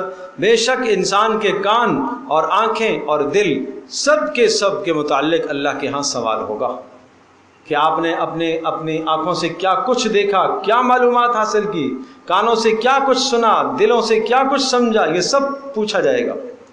وَلَا تَمْشِ فِي الْأَرْضِ مَرَحًا، اگلا حکم، سبحان اللہ. وَلَا تَمْشِ، یہ اخلاق سکھائے جا رہے ہیں. وَلَا تَمْشِ فِي الْأَرْضِ مَرَحًا، زمین میں اکڑ کر مت چلنا، اٹک کر مت چلنا، مٹک کر مت چلنا، تکبر مت کرنا. وَلَا تَمْشِ فِي الْأَرْضِ مَرَحًا، مرح دل کا تکبر، زبان کا تکبر، زبان سے متکبرانہ جملے بولنا، چال چلن میں ایسا طریقہ اختیار کرنا. انک لن تخرق الارض ولن تبلغ الجبال طولا، کیونکہ تم ایسا کرو گے تو اس کا بدترین انجام یہ ہو سکتا ہے جب تم تکبر کرو گے دوسرے کے دلوں کے اندر تمہاری حقارت آئے گی اور معاشرے کے اندر پستی پیدا ہوگی. انک لن تخرق الارض، اور تجھے سمجھنا چاہیے کہ تم تکبر کر کے زور سے پاؤں مار کر زمین کو پھاڑ نہیں سکتے. ولن تبلغ الجبال طولا، اور اکڑی ہوئی گردن اوپر دیکھتا ہوا چل رہا ہے تو پہاڑوں کی بلندیوں کو بھی نہیں چھو سکتا. کل ذلک کان سیئ عند ربک مکروہا، یہ سب کے سب تیرے پروردگار کی طرف سے بہت برے اعمال ہیں. یہ سارے قوانین ذکر کرنے کے بعد اب اگلی بات سنیے گا. ذالک مما اوحا الیک ربک من الحکمہ، یہ تیرے پروردگار کی طرف سے حکمت کی باتیں وحی کی گئی ہیں. ذالک مما اوحا الیک ربک، یہ ایسا ہے تیرے پروردگار نے حکمت اور دانائی کی باتیں وحی کی ہیں تیری طرف.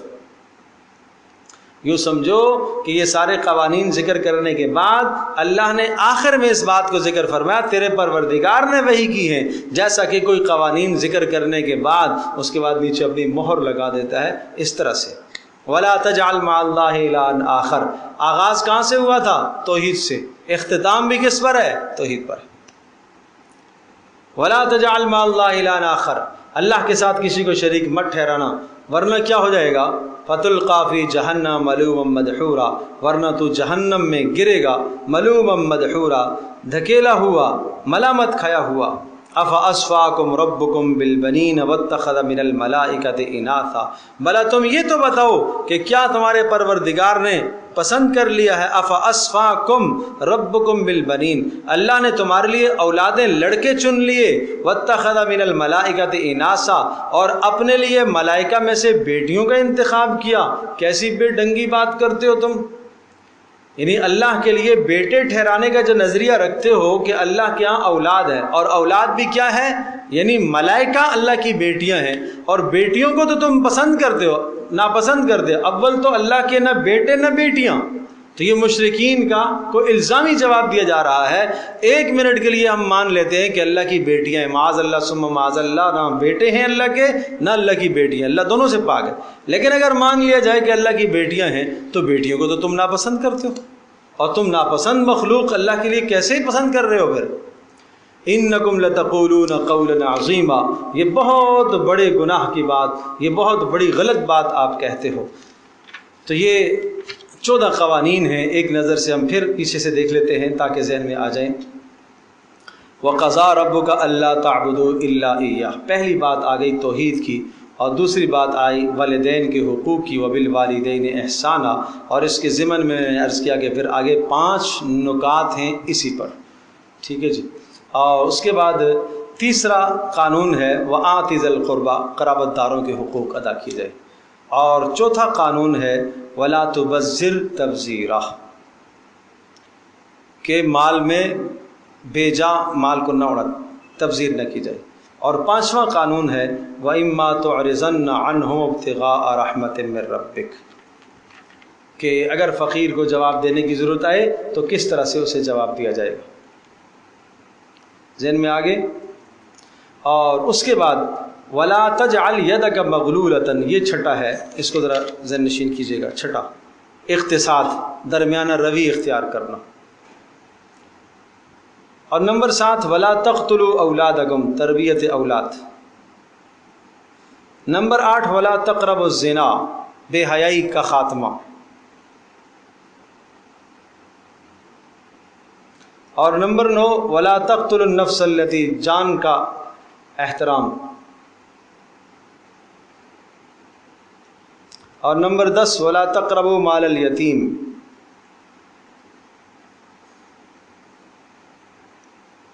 مالوں کا تحفظ۔ اور نمبر 11 وَأَوْفُوا بِالْعَهْدِ، وعدے کی پاسداری۔ اور نمبر 12 وَأَوْفُوا الْكَيْلَ إِذَا كِلْتُمْ وَزِنُوا بِالْقِسْطَاسِ الْمُسْتَقِيمِ۔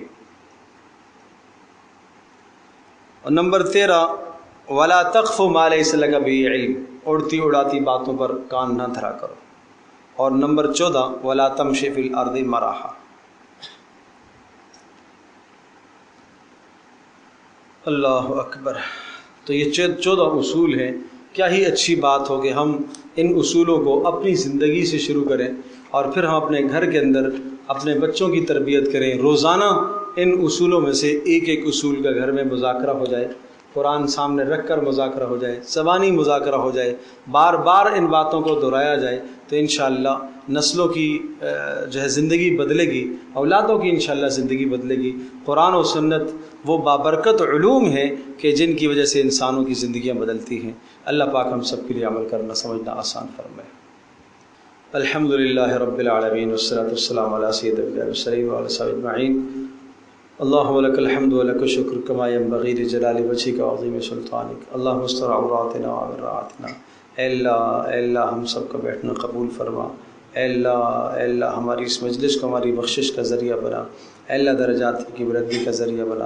اے اللہ ہم سب کو اے اللہ اپنا قرب نصیب فرما، اپنی محبت عطا فرما، اپنا تعلق نصیب فرما۔ ہمارے ایک ساتھی ہیں عفان، ان کے والد صاحب بڑے شدید بیمار ہیں، وینٹیلیٹر پہ ہیں، دعا فرمائے اللہ پاک انہیں شفا عطا فرمائے۔ اللہم اشف مرضانا ومرضى المسلمین، اللہم اشف مرضانا ومرضى المسلمین، اللہم اذهب الباس رب الناس اشف انت الشافی لا شفاء الا شفاء لا شفاء لا یغادر سقما، وصلی اللہ تعالی علی خیر خلقہ محمد علیہ وسلم۔